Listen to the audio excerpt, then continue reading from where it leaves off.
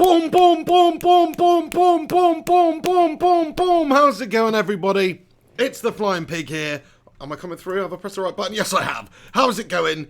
Hope you're all having a good one. Thanks for joining me tonight for the watch-along. Manchester United away at Club Brugge in the Europa League. Last 32, first leg. We've got to win, don't we? My prediction for the game is we are going to get the away win tonight if you look at the talents we do have out there on the pitch. Unfortunately, Ole Gunnar Solskjaer has decided to select a couple of lemmings out there as well. It's a couple of sacrificial lambs, so to speak. I don't really know, but he's got Lingard starting in the game tonight. I don't understand that whatsoever. What are you doing, Ole Gunnar Solskjaer? Makes no sense to me. He's bloody gashtastic. Andreas Pereira starting there as well. I mean, it's not ideal. Let's have a look at the starting lineup then. So Romero starts in goal. We've got Lindelof and Maguire. So Bailey's on the bench. I guess maybe Bailey is in favour of starting in the league games and things like that. The Watford game. We've got Shaw and Dalot playing today. Pereira, Matic. Matic has been good recently. Williams has obviously been fantastic recently. Mata, I think, is very underrated for United and probably will have a good game tonight. It's really just Jesse Lingard and Pereira I have a major problem with in this side. I think you could have given an option to some of the youth or some other players. On the bench, we've got Bruno Fernandes. I'm not saying, we should go out there and absolutely rag Bruno Fernandes because we've paid this money for him, we've got him right now. But he is a quality player. We want to see what he can do. This is a European night. And the fact is, we need somebody who can create and is quality in there to get the job done. I don't like this idea of, we've got the firepower on the bench if we need it. We'll probably see a bloody tepid display from United where we desperately need to get back into it and have to chuck all of our main men on the pitch instead of these melters. Because Lingard, Pereira, they're just not United quality. I think that's been proven there. They're a bunch of melters. So yeah, I don't think it's the best lineup tonight. I'm just going to put it out there and be brutally honest. I haven't actually seen a graphic of what the team formation stuff is just yet. But I'll let you know when that does come through or somebody can let us know. Big D comments saying not a strong lineup. Absolutely. Thank you to everybody that's stopping by the way. Hope you're all having a good day. I'm feeling much better after my tooth issues. Definitely the gum is on the mend. Still hurts, but we're getting over it. So thank you very much to everybody for the support recently with the nice messages about my tooth. We can draw a line under that now until my other tooth needs coming out in 2 weeks' time. Anyway, thank you to all of you for stopping by. Michael Collins, the Saint, Stefan Harringtonio, Big D, Debbie Elder, the Premot. Who else is in here?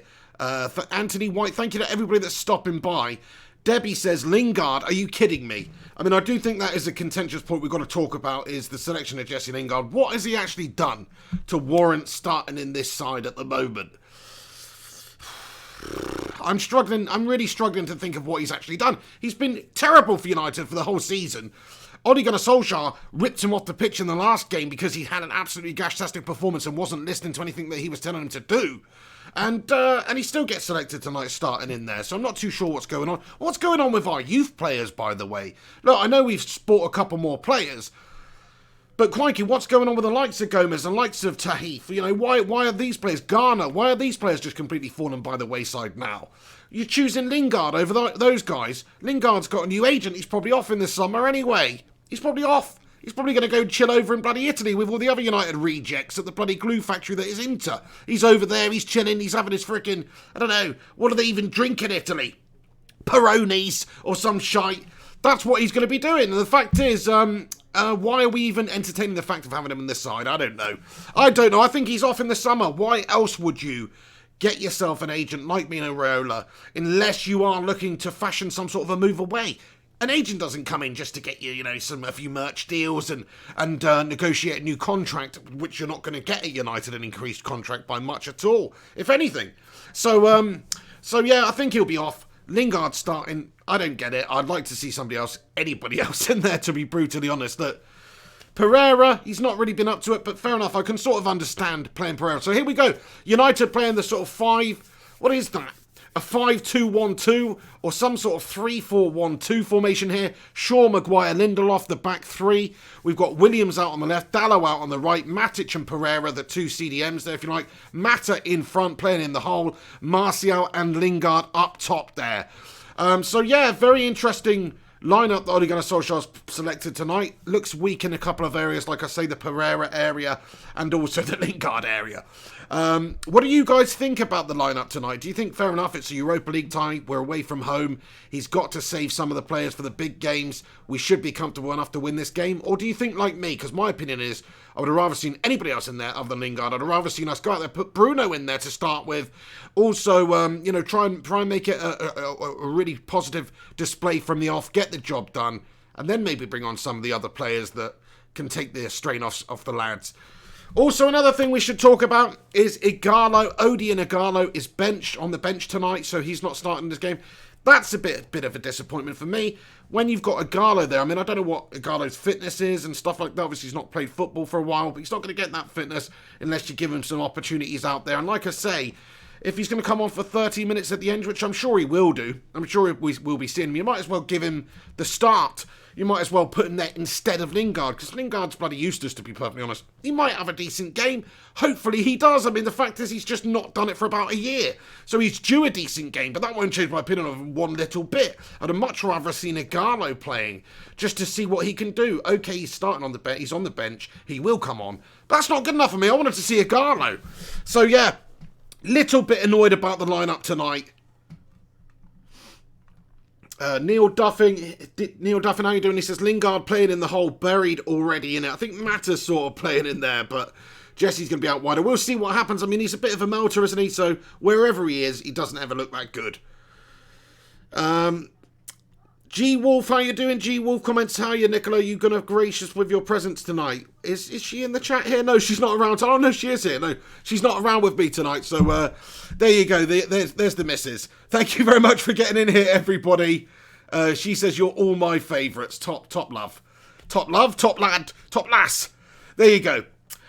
United's night, shout out to you. I'm not sure if I've seen you in here before. If I have seen you and I've forgotten, then I'm just a bit of a forgetful bastard, so I apologise there. Rachel Manchester comments, beans will be on toast. So we're talking about Jesse Lingard. Brugge are probably going to have him on toast as well, you know what I mean?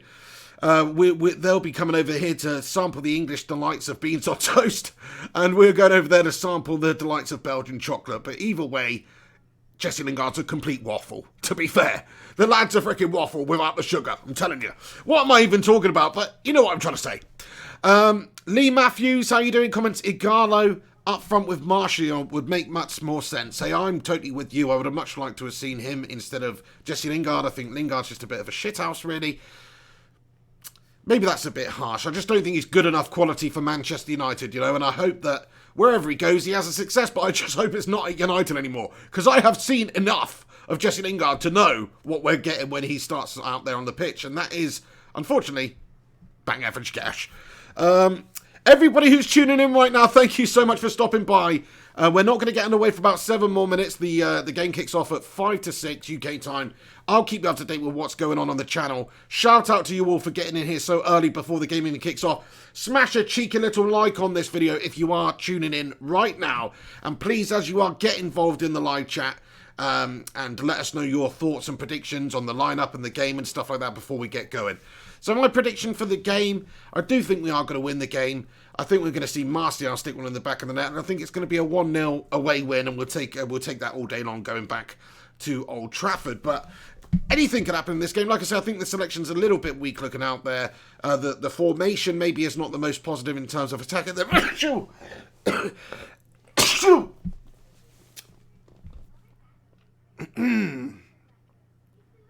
The formation's not the most for attacking, I think, in terms of going forward and stuff like that. So we'll see what happens. I mean, obviously, we have got the players up there to do the business, Martial and stuff like that. Debbie Elder thinks it's going to be 1-0 to United as well. Same as me. Thank you, Debbie, for getting in there with your thoughts. Michael Collins says 3-1 to United. Well, at least that would be a nice, entertaining game.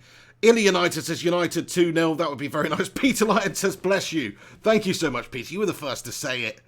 Nobody else said it, did they? It was you, Peter, so thank you very much for getting in there and telling me to bless myself there. Mr. Justice, fair play to you, I'm not going to read it out, it's negative towards somebody else on another channel, but fair play. I enjoy the play on words of the name there, fair play to you. Robert Lang, how you doing? Says, hi pig, come on City. Oh no, Robert, fair play to you, thanks for getting in here. But no, mate, absolutely not. Come on, City. I mean, let's all just take a moment to just appreciate the fact that hopefully City are going to decline a little bit over the next couple of years. They still will probably be one of the top clubs in the country, but they probably will decline a little bit, maybe just a wee bit. We'll see. Maybe we can close the gap a little bit there. The Saint thinks it's a poor lineup. I certainly do as well.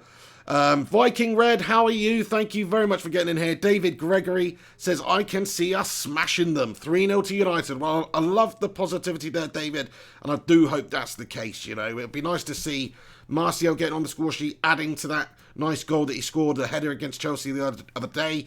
It would be lovely to see maybe Odion Agano come off the bench and nick one at the end. That would be fantastic because we need him to get comfortable and get some game time before he gets in at the deep end in the Premier League and some of the bigger fixtures. So yeah, I think it's a good opportunity for him. That's why I'm a little bit surprised he didn't start the game today, because if he had to start the game, he could have got himself some goals, he could have got himself some confidence, he could have got himself a little bit of match fitness and sharpness, but he's elected to start him on the bench. We'll see. Only Ole Gunnar Solskjaer knows really why he's done that. Let's see. Nicola, Mrs. Piggy, my missus, sent in $1.99 super chat. Thank you very much there. Like I said, YouTube take like 40%, so you just throw a nice 6p down the shit there, love. But thank you so much for getting in there and says, have a good one tonight, Mr. B. Thank you. You have a good night too, love. I shall see you tomorrow. Michael Collins says, nice one, Nicola. What's that all about? The missus is sending me super chats on YouTube. That's nutty. Who does that? But either way, thank you. Rincon says, I got off work to moderate and watch the game. Alex the Rinconator. How you doing, mate? Thank you for getting in here.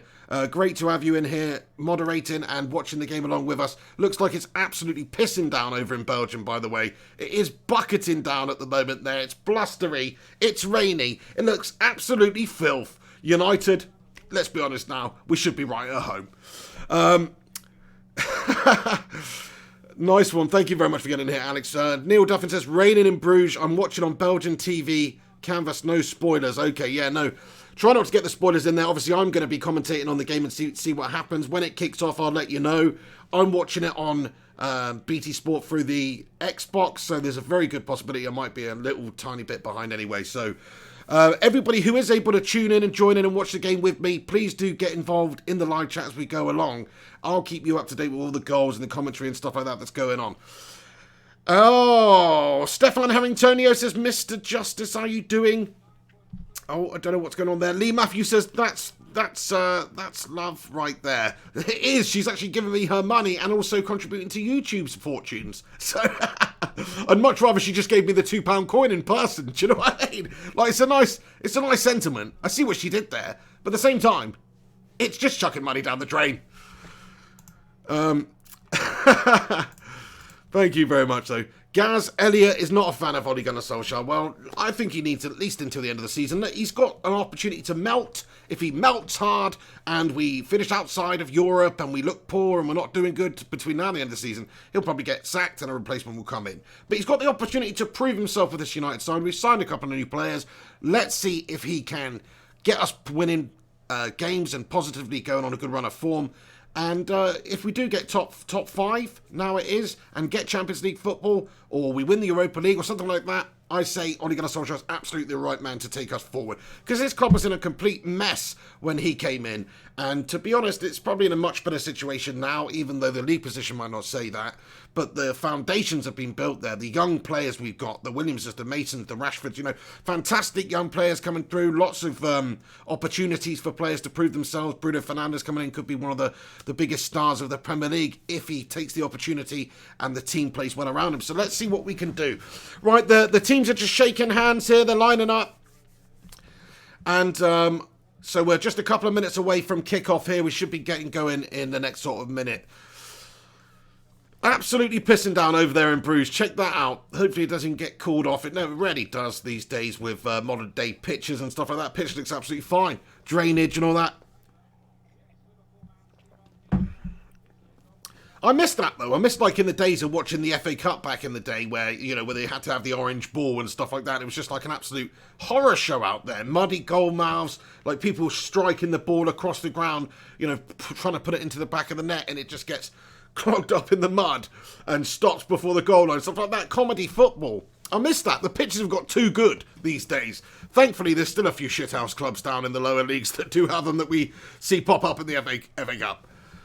Michael Connor says, absolute disgrace Phil Jones isn't even on the bench. Fair play. The Phil Jones Defence League coming out in pure glory tonight. Fair play to you. He's like the English Maldini, to be fair. I see what you said.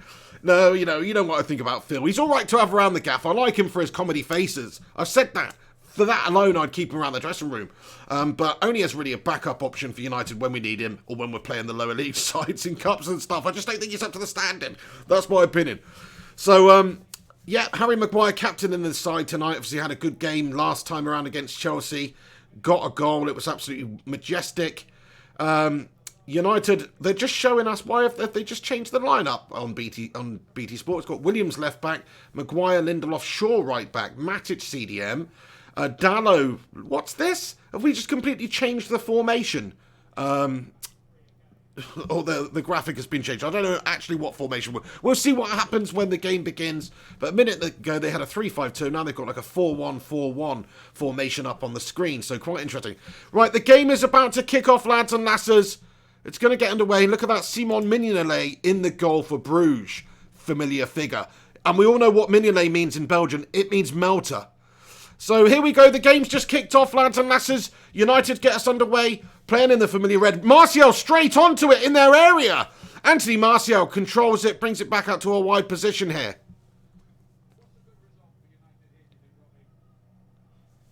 Got to get the away win tonight. Got to get the away win. It's very important. I mean, obviously, as long as we don't lose the game, going back to Old Trafford, you would definitely think that we would absolutely have enough to see them off. But we should be a lot more comfortable if we get this win tonight here.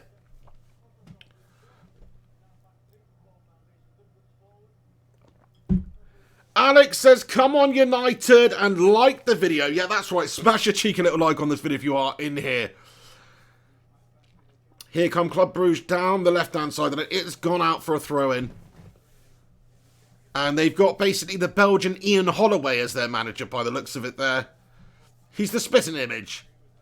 If instead of being born in the West Country, he was born in, I don't know, Genk or something. Oh dear. Oh, and United have got an opportunity. Jesse Lingard, as you would expect, hurries to try and keep it in, but does not. He does not do that. Yeah, Alex says, I want at least an away goal tonight. An away goal's crucial. Fully agree with that. We need to get some sort of... We should be scoring tonight. We have got some good firepower out there. Like I say, the likes of Martial. We have got talent out there. Certainly more than Club Brugge have got out there. But it's not about that, really. It's about who wants it more. It's about the team. It's about the spirit. It's about the style, the tactics. All that stuff does come into it too. So we have to be hungry tonight. We need to have people who have got something to prove. Matic on the ball. Keeps hold of it for us. Luke Shaw, who set up the pitch here. And Club Brugge gather it up at the back. 1 minute, 58 seconds gone then, lads and lasses. If you guys want to sync up and join me and listen to the commentary as we go along. 2 minutes, 5 seconds now. If you're able to watch the game as well, and you're slightly ahead of me, try not to say anything in the live chat. Oh, Club Brugge with an opportunity across the 6-yard box goal. Crikey. And it's been put over the crossbar. But in the end, a dodgy little moment for Manchester United. Literally took my eyes off it for 1 minute. And Club Brugge, that sloppy defending, we just totally left their man unmarked. They just thought very quickly, played a very quick throw-in. And it's almost led to a goal being conceded right there. That's awful. I mean, where's the likes of Luke Shaw in that position there, or whoever's supposed to be marking their man? Just taking their eyes off it entirely, not even being aware of where the opposition player is. And then it almost led to a goal. That was absolutely gash-tastic defending by United there. I mean, come on. A bloody top job. You're doing a top job, Alex, of getting rid of these spammers, my friend. Thank you so much. K-Wars, thank you very much for getting in here, K-Wars. Top man, he's commented and said with a super chat, it's Jesse frickin' Lingard.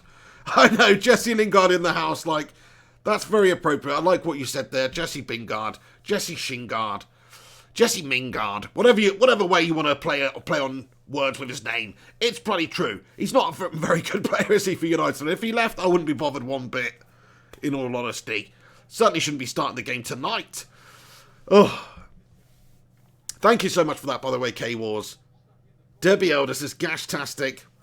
Rachel says, what the F are we doing? I don't know, ladies. It is absolutely gashtastic, like that little early opening exchange there between United and Bruges. Bruges almost sticking in the back of the net, taking our eyes off it. But look, we didn't concede. We've got to stay positive here and try and get the away win against Bruges, which a couple of years ago I'd been so confident about us doing, but right now I'm not so sure if we could do it having the likes of Lingard and Pereira out there. Anyway, Martial just slightly offside. Bruges get a free kick. Goalkeeper's about to take a quick one. 4 minutes, 15 seconds gone.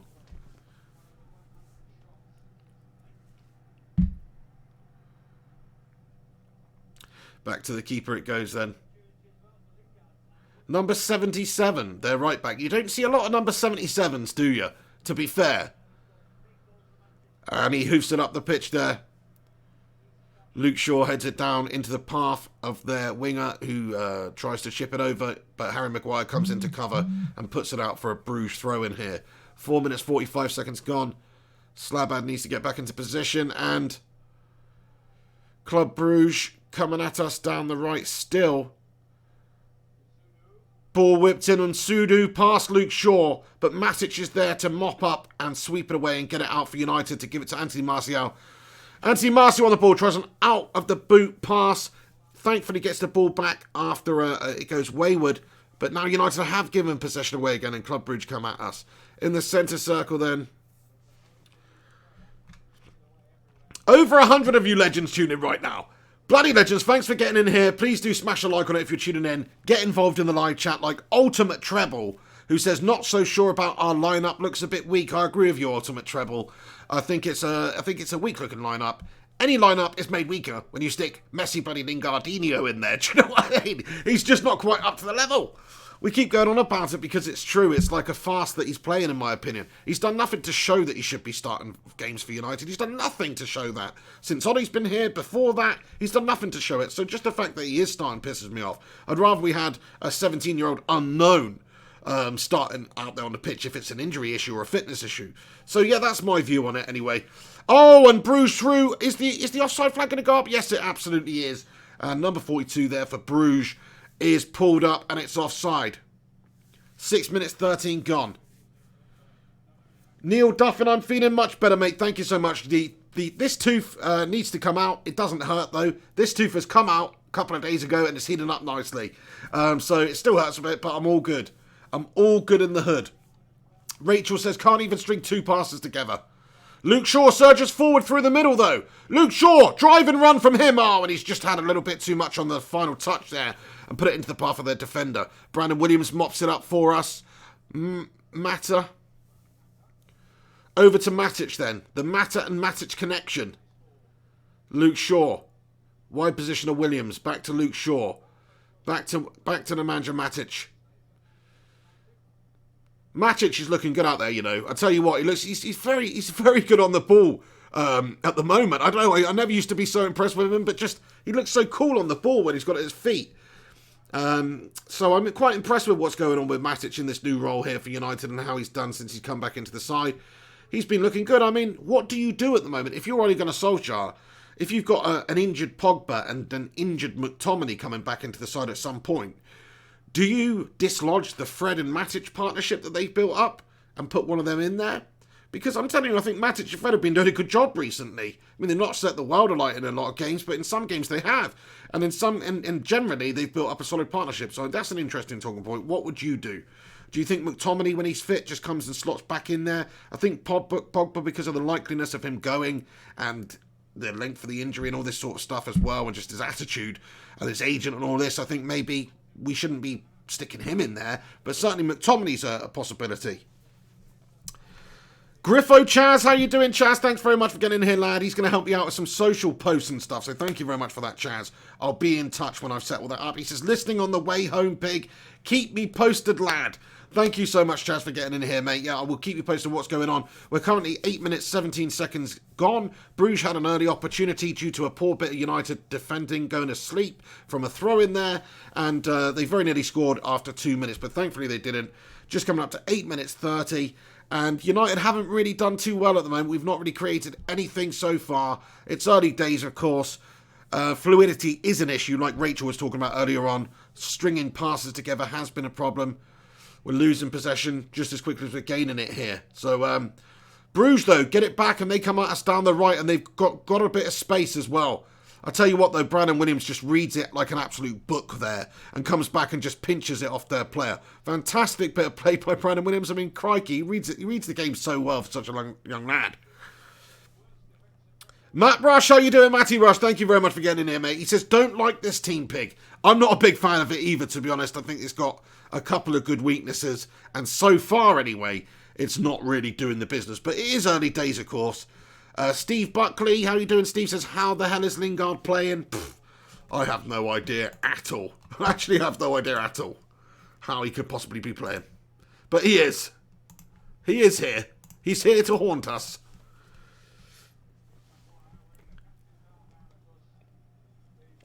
Yeah, not the best of starts for Manchester United this.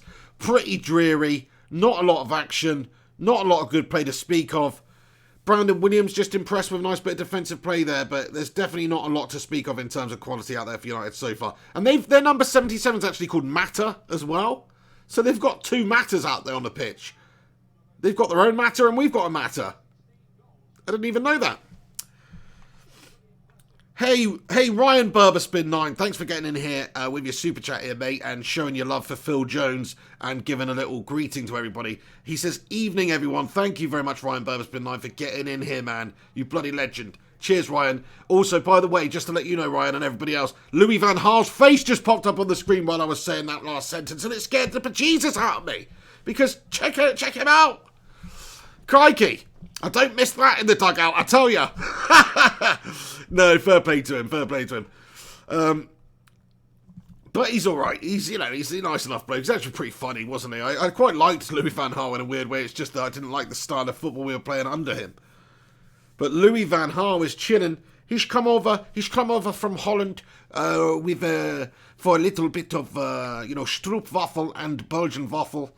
He's come over from Holland for a nice trip. Rachel says, we'll never get a better player than Messi Lings. Well, fair play to you. He is something else. He's something else. Rincon loving the Henry Hotspur. Oh, by the way, yeah, so yesterday, sorry I didn't keep you all informed. I had weird sleep patterns and stuff yesterday. I had a mare because Henry let me know that he was unable to do the show. Basically, while he's out there in Thailand, he thinks it's a bit difficult to do just with where he's staying, and there's not really anywhere to do it that's good.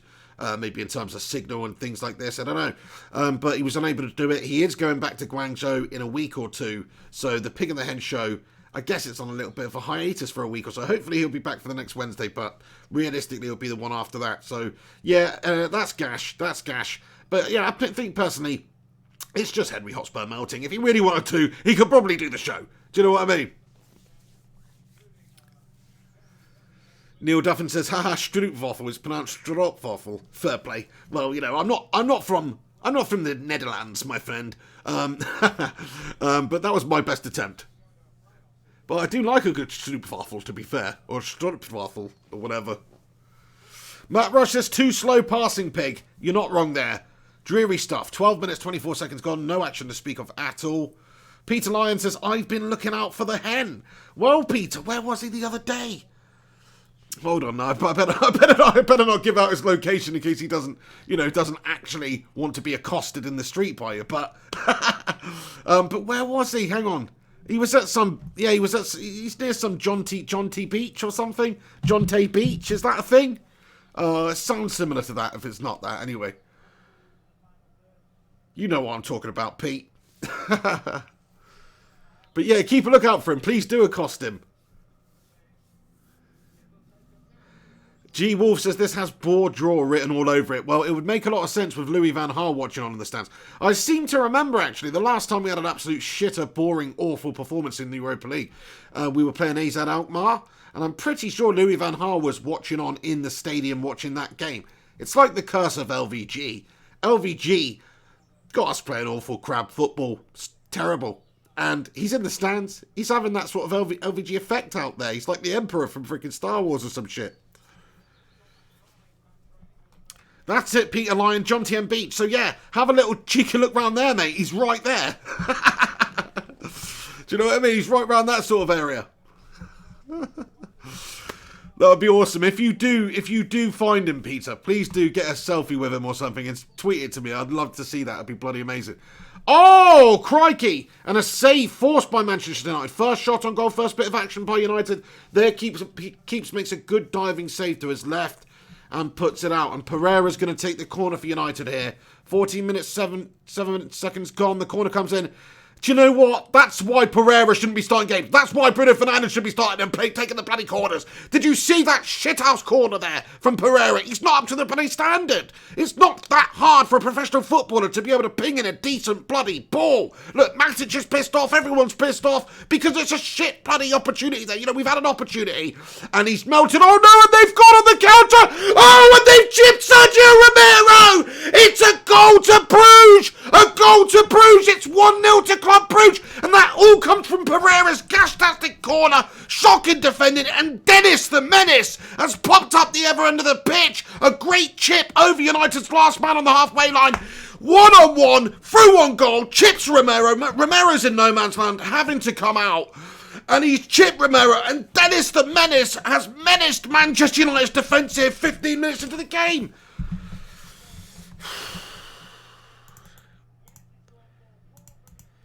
Long ball up the pitch from the goalkeeper. Two United defenders there. Dennis running onto it. Nobody gets it off him. Romero comes out. He's out of his area. He flaps at it. Dennis chips it over him. Brandon Williams. It's shocking defending by United. It's shocking defending.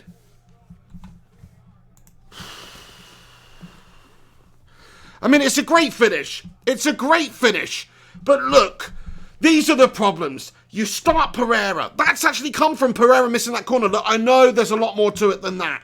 But if that was actually a decent delivery for someone who's not a complete tit when it comes to doing the basics, then you never know, that wouldn't have happened. But as it is, Bruges coming out. Oh my days, they threw a goal again. In the end, it's a decent challenge there by Luke Shaw to deny them. Holy shit. Now this defensive shithouse freaking formation and tactics that we set up are going to have to change.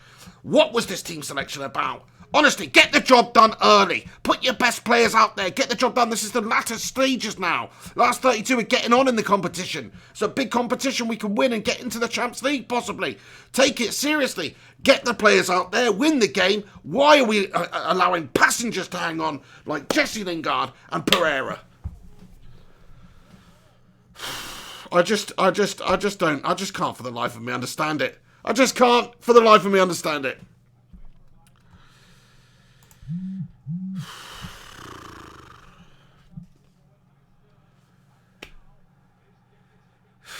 And they're down the left again attacking Manchester United, and they have been invigorated by this. Here they come, and they've just put it into the 6-yard box, and in the end it's dealt with. Only put out to the edge of the area where they have retained possession, skipped back over to Mata. Not our Mata, their Mata. Their 77 Mata, and Club Brugge are piling on some bloody pressure here. Brandon Williams with a good block goes out for a Bruges throw. Rincon says, what the fuck is going on? We're making Bruges look like Barcelona. Why are we sitting back? What's going on, Rincon? I don't get it.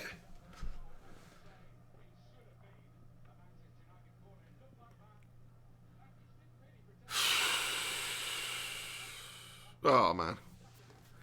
Oh, man, they're passing it around like you wouldn't believe out there. Like Pep Guardiola's pass, and it's another shot on goal. And we're lucky not to be 2-0 down there. We should be 2-0 down there. He's just missed the sitter. That was awful, awful stuff from United. United, literally, they're literally passing it around us like we're gnomes. Like we're garden freaking gnomes out there planted into the ground. Look at this. This isn't Barcelona. This is Club Brugge. This is Bruges.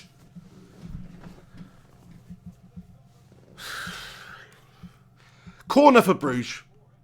18 minutes, 6 seconds, gone. And their 12-year-old player is going to whip one in. I bet he does a better bloody corner than Pereira. It's hit our first defender, but it was better.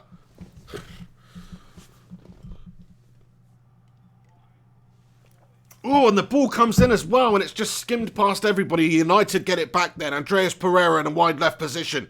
Oh, you are just shit, Pereira. He's actually done pretty well and kept on. Oh, you are shit, Pereira. He's just given it away.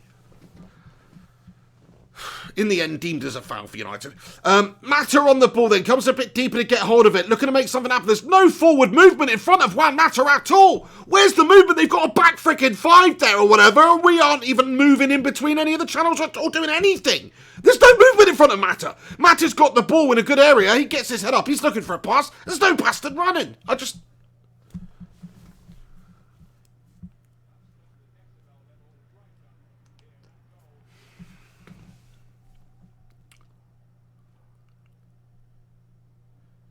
One matter on the ball then. Come on, United. This is gastastic. This is gastastic. Gnarlig Bone says Ollie is drunk at the wheel once again. I don't know. I don't understand his selection in tactics in this one so far. I'm still expecting us to come back into it, but oh no! Dennis the Menace was back through on goal for United, and Maguire makes a good last-ditch challenge there. But crikey, they're looking dangerous on the counter here.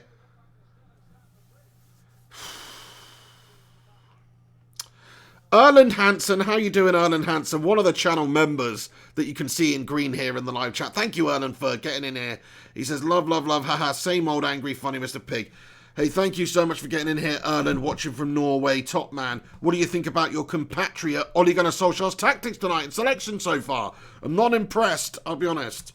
Alex says, Ole does not look happy. Well, I mean, he sort of brought it on himself in this one. I mean, it's only 20 minutes in. We can come into it. But so far, if you look at what's going on with Brugge and how they're playing and how sort of buoyed up they look from the early incident where they've scored, since then, you know, the belief has grown. They're definitely going to have it's going to be a difficult game tonight for United, especially when we started some of our best players on the bench and we allowed melters and passengers to start the game like Lingard and Pereira. I just don't understand that at all, to be fair. So, that's the situation. Oh my god, we rock hard says Lingard and Pereira can go and play in non-league clubs. Well, I certainly don't think the standard is as good a team as Manchester United. I think it's a much lower standard than Manchester United. Still top flight, but, you know, it's not... It's definitely not a top team in the league, is it? None of these players do much for United. That's the problem. Yeah, I mean... You know, I love Ole Gunnar. He's getting to the end of the season. I'm supporting him regardless, trust me. But, you know, I don't agree with his selection. I think it's gash. And you're inviting this sort of thing to happen. If you'd have played Bruno, if you'd have played Igalo, it sends a statement. If you'd have played Fred, you know, who knows? Just more of the first team. The actual first team. Get the job done, you know, straight off. With your best players, then you can maybe blood a few of the younger players or some of these other players, the backup players, if you like, and bring them on later. But as it is, we've given ourselves an uphill battle, and we're going to have to climb that hill, and it's not going to be easy, because at the moment, Brugge are looking decent. Another little opportunity for them. Erland Hansen with a super chat. Thanks for the support, Erland. Thank you for getting in. He says, don't worry, Grandma Ollie will fix this. I like what you said. I hope you're right. I hope, you know, it's not going to be able to really change much until half-time now. We'll see. I mean, do we have a revert to 1-0 down tactic when we're going up against Brugge here? Hopefully, but at the moment, you know, we're just still not penetrating them at all. And they're still looking very lively on the counter here. You can see they've got the ball back here coming at us. Matic has done a good job to win it back. Plays in Brandon Williams down the left. 22 minutes, 20 seconds gone. Williams with a great pass down the left to Marcio, who made the run.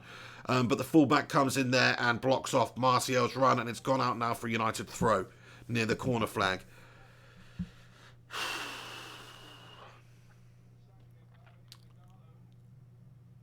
Arvin Shah says, I don't get why we aren't attacking. I don't know. I think we're just bloody clueless out there. I think we kind of are. But then saying that, like I said a moment ago, there's a couple of incidences where we've had the ball in space with a player on it. You know, like in a position where he could just pick out a pass and play it forward through the defence. But there's actually no movement going on up there. It's very frustrating. Like, I want to see a lot more work from the forwards up there.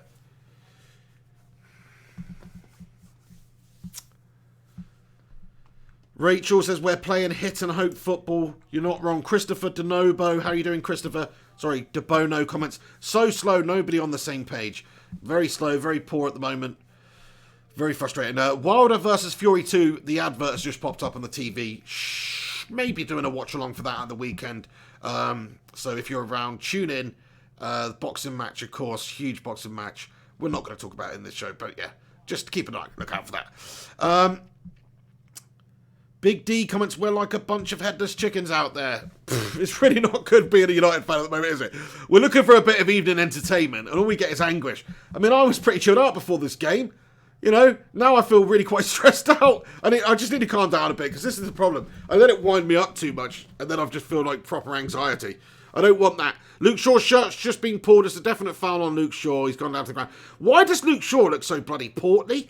You know, he's always been a bit of a chubber, but he's never been that portly. Like, he looks too portly for a professional footballer's son. He doesn't actually. He looks more like one of those League One portly players. Do you know what I mean? The Port Vale players. The Port Vale players that are a little bit tubby from having a few too many pints and kebabs on a Friday night or whatever. Or most nights. Well, I'm sorry, Luke Shaw. I know I'm one to talk. I'm not a professional athlete playing for United, though. Taking it a little bit more seriously, you fat twat. Sorry to fat shame Luke Shaw there. He's not really fat, is he? He's just a little bit pudgy. I think pudgy's probably the best description of him. I don't know.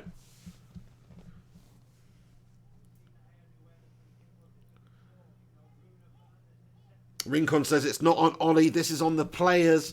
I mean, the players are melting, but at the same time, Ollie's put these players on there that are melting. So if he'd have put a stronger side out with better players, we'd have probably had better results. So it's a bit of both, really. I do think these players are melting at the moment, and you're just not seeing 100% effort. And and here come Brugge. They've got a fantastic opportunity. Dennis through on goal. Brad Williams does enough just to take it away from him, and Romero clutches it gratefully. Crikey.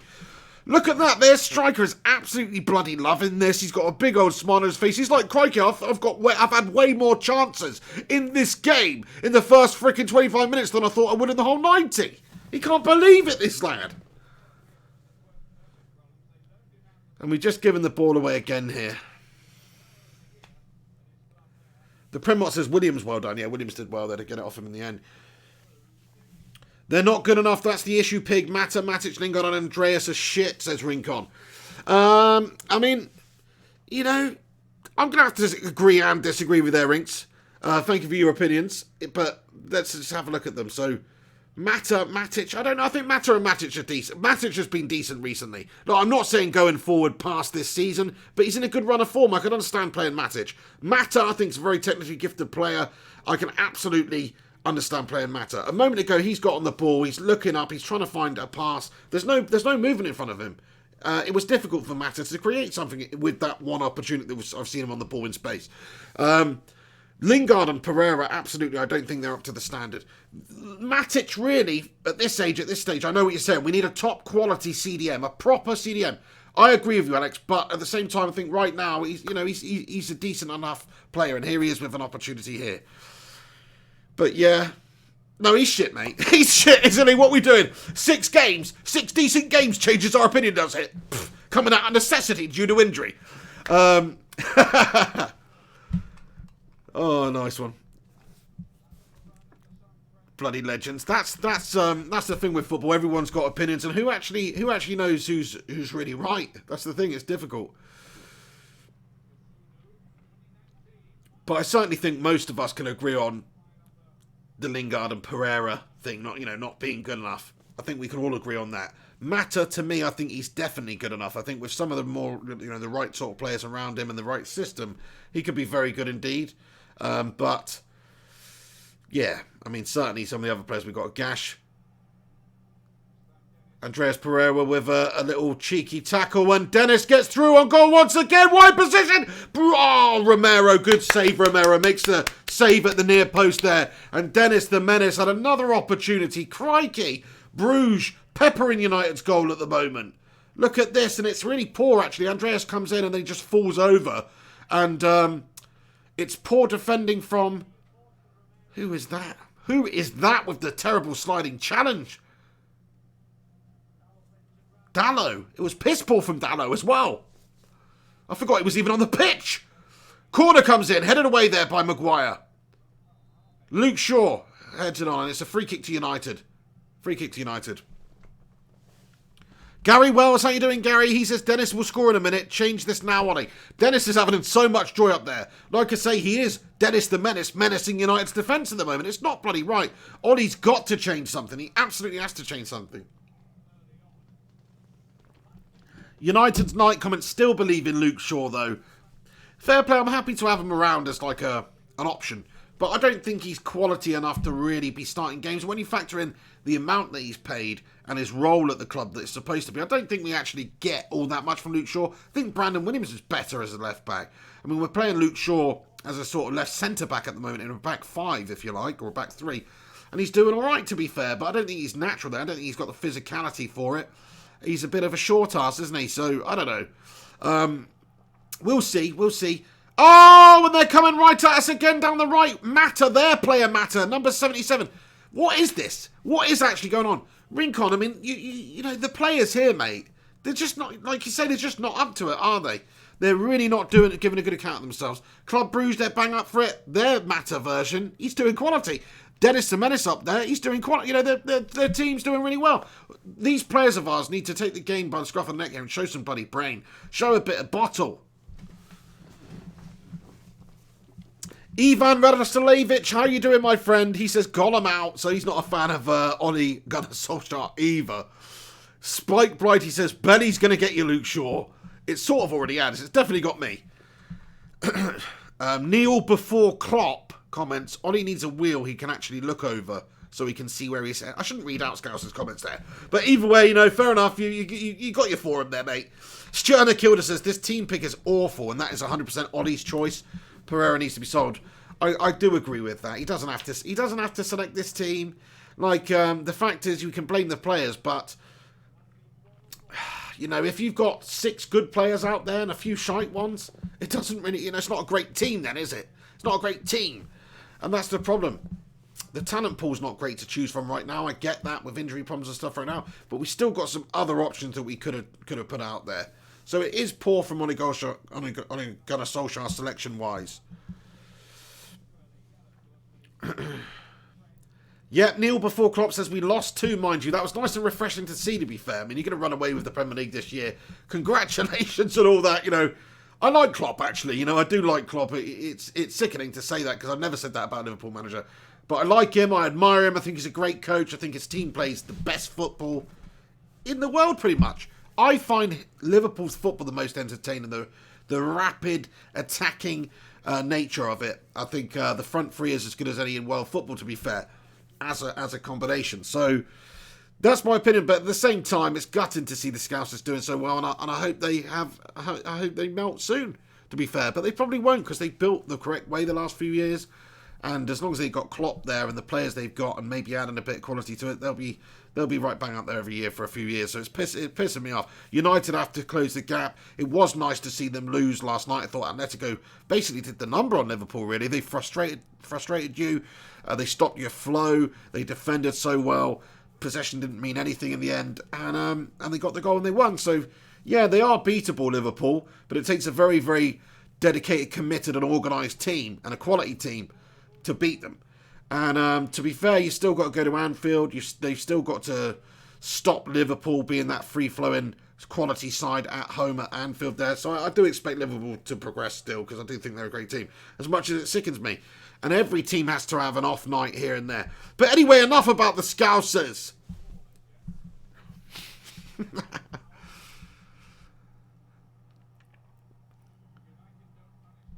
Maguire plays it over to Luke Shaw then. Lindelof on the ball. 32 minutes, 27 seconds gone. Just not good enough at all from United so far. Dreary, slow, piss poor, no ideas going forward. Much the second best team in every department so far, especially in terms of like going forward. I mean, Brugge they've really caused us a few problems so far. They really have. Their strikers, their wingers have been fantastic. Let's just have a look at the stats so far. So we've had 64% of the possession, but we've only had 2 shots, 1 on goal.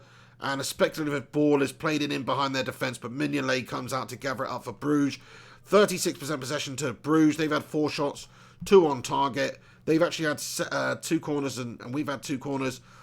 Yeah, Dennis getting on the score sheet. They're a decent team, to be fair. They're definitely a decent team. United have to change things up immediately. I think Solskjaer... Look, mate, please don't wait until the 65th minute to make a change here. Please. We've got 12 minutes until half-time. Even if we score now, please let's change things up at half-time. Let's get Igalo on. Let's get Bruno Fernandes on. That's 2 substitutions.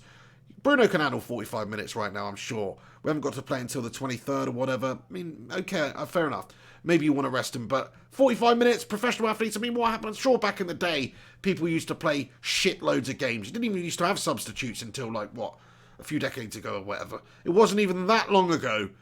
Maybe, well, it was much longer than that, actually, but it wasn't that long ago that teams didn't even have substitutes, and you had to play out there with your starting 11. That's that.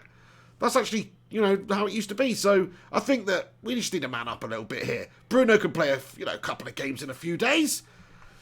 So I hope he makes the change at half-time. That's what I'm saying. I just hope that he doesn't sit back until the 65th minute like we've seen, or even later in games, to have an effect and change things. I know he's going to change the style on, or the tactics at least, and have a chat with the players and make sure we're getting some bloody movement up there. But we should also change the formation there, and I think we should change the personnel.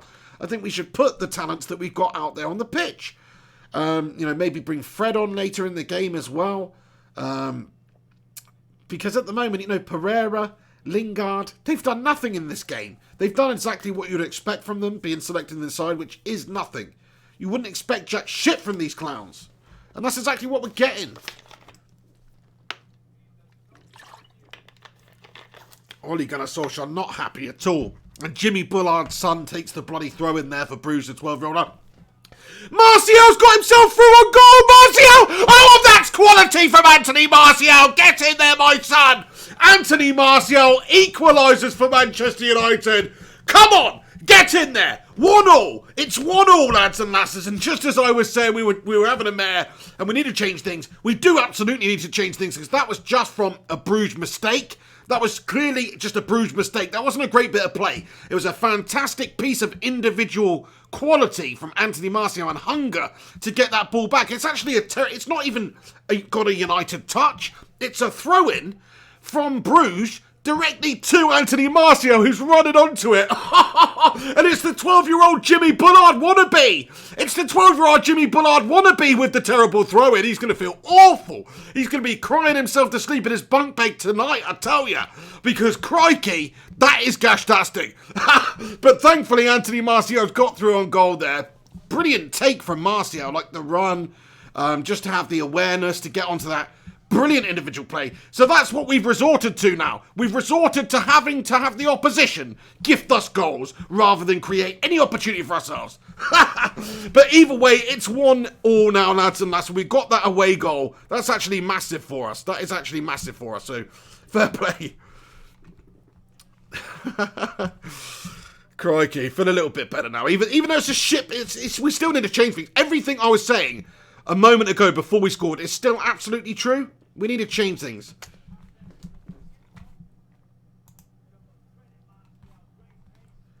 Fantastic individual bit of skill there by Anthony Martial, though, to get us the goal. Like, that was quality, the way he's judged that and run onto it. And the finish as well. Very cool past Simon Mignolet there in the Brugge goal. I wonder how many goals he scored against him. 1-1, I've just updated the score, so it's 1-1 the night. United get the away goal. Anthony Martial's just stuck one in the back of the net. And that's it, we've got the away goal. I suppose that's the most important thing. We're just going to stop Brugge from scoring, and maybe hopefully we can add one to it. We have got the extra quality out there, that's the thing. You wouldn't know it with how we've actually played and the quality of the performance so far. But even though Brugge have been much the better side, and if there's any Belgians tuning and watching, you have been much the better side right now in this game. But United, we're level. We got the equaliser. It was a terrible throw-in mistake. I feel bad for the little teenager lad who made that mistake, because that was a big mistake. It was a really big mistake. But Martial's taken it amazingly. Fantastic from Martial.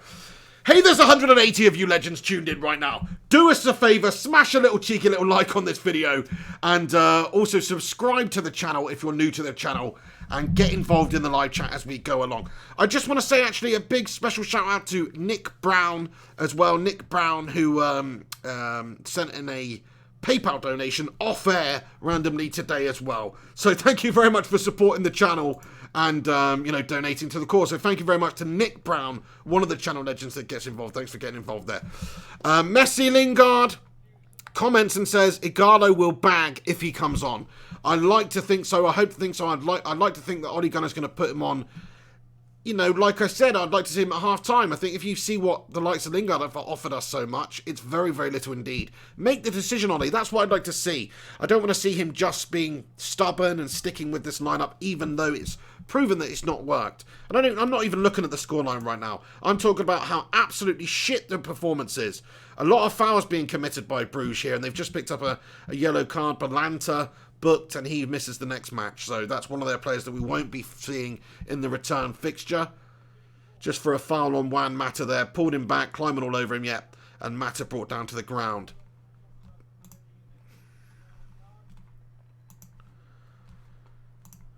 Oh dear.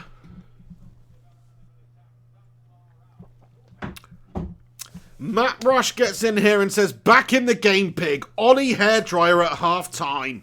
Nice one, Matt Rush. Thanks for getting there, mate.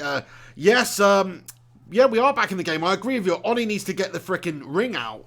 Look at it. Make everyone realise what's so special about it and actually bloody fight for it. Because at the moment, it's just not happening for us. You know, we've got a bunch of bloody orcs out there at the moment.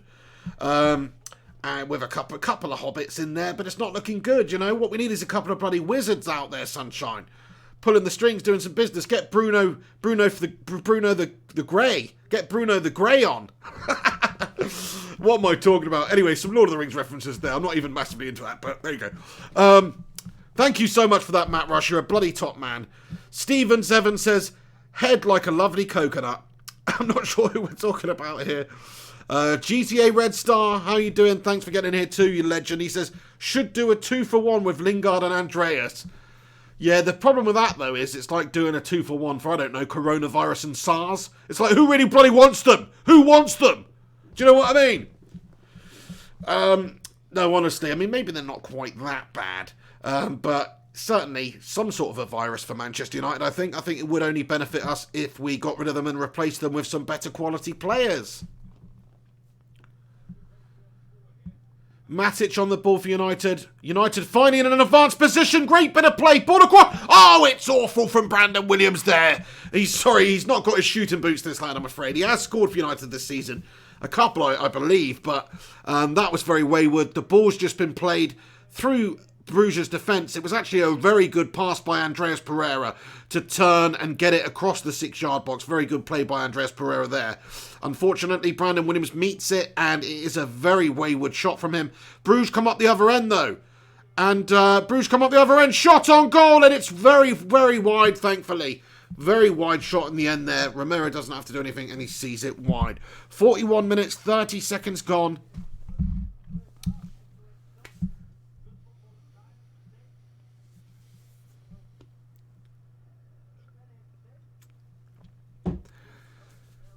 Archie comments, when is the next Pig in the Hen?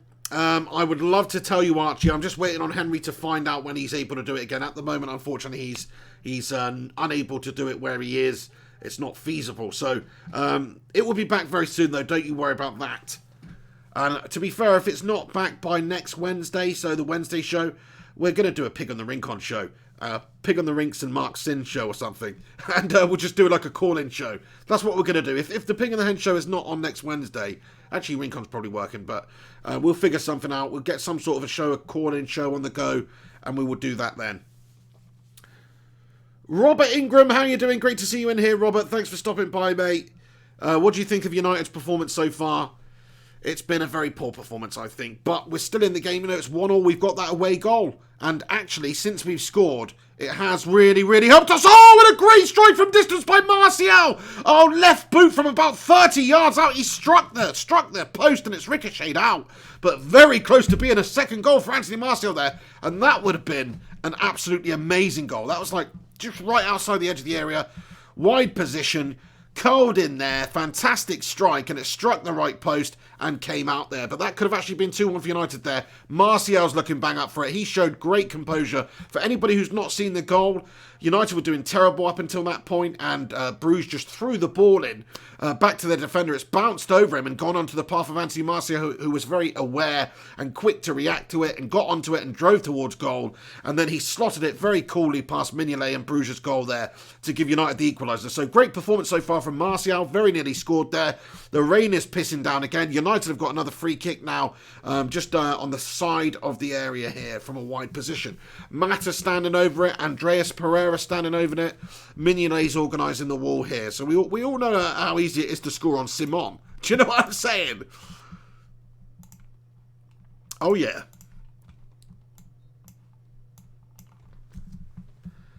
Mata steps over it, leaves it for Pereira, who lofts one in there, and it is headed away. We've had a much better spell since we scored, but I still hope we see some changes from Ole Gunnar Solskjaer at half-time. What do you lads and lasses think about it? Ted Zavala says, the PayPal link's not working for me, Alex. If anybody is trying to do that, thank you so much. There is a link in the description also. But yeah, obviously, I'm never really going to promote that too much. It's just there if anybody wants to help the channel, obviously. But I don't want to be one of these twats that's like, oh, just donate to my bills and stuff. Do you know what I mean? So yeah, thank you very much. Neil Duffin says the latest scores, only Celtic have scored, leading 0-1 against Copenhagen. Thank you very much for the update there, Neil Duffin, in the Europa League. Really, only one other team has scored in this in these ties. That's crazy, isn't it? Mental, because there's a lot of fixtures taking place tonight. Stacey English comments, I keep thinking that Bruges number 9 is that young right back that scored against United at Old Trafford. Do you know what? What team did he play for in the league? Yeah. In the League Cup it was, wasn't it? Oh, yeah, the 16-year-old with the hair. Luka Modric's son. That guy. He literally, yeah, 100%. I fully agree with you, Stacey. Like that, he literally... Look at him. Look at him. He's like Jimmy Bullard's son. And also that guy who plays for that team that I can't think of right now that we played. Who was it? Rochdale. Rochdale. Yes, Spike Blighty. Thanks for getting in there, yeah. He looks like that kid. You're spot on there. Has he had a little cheeky loan move? I don't know. Rochdale, yeah, thank you so much for letting me know that.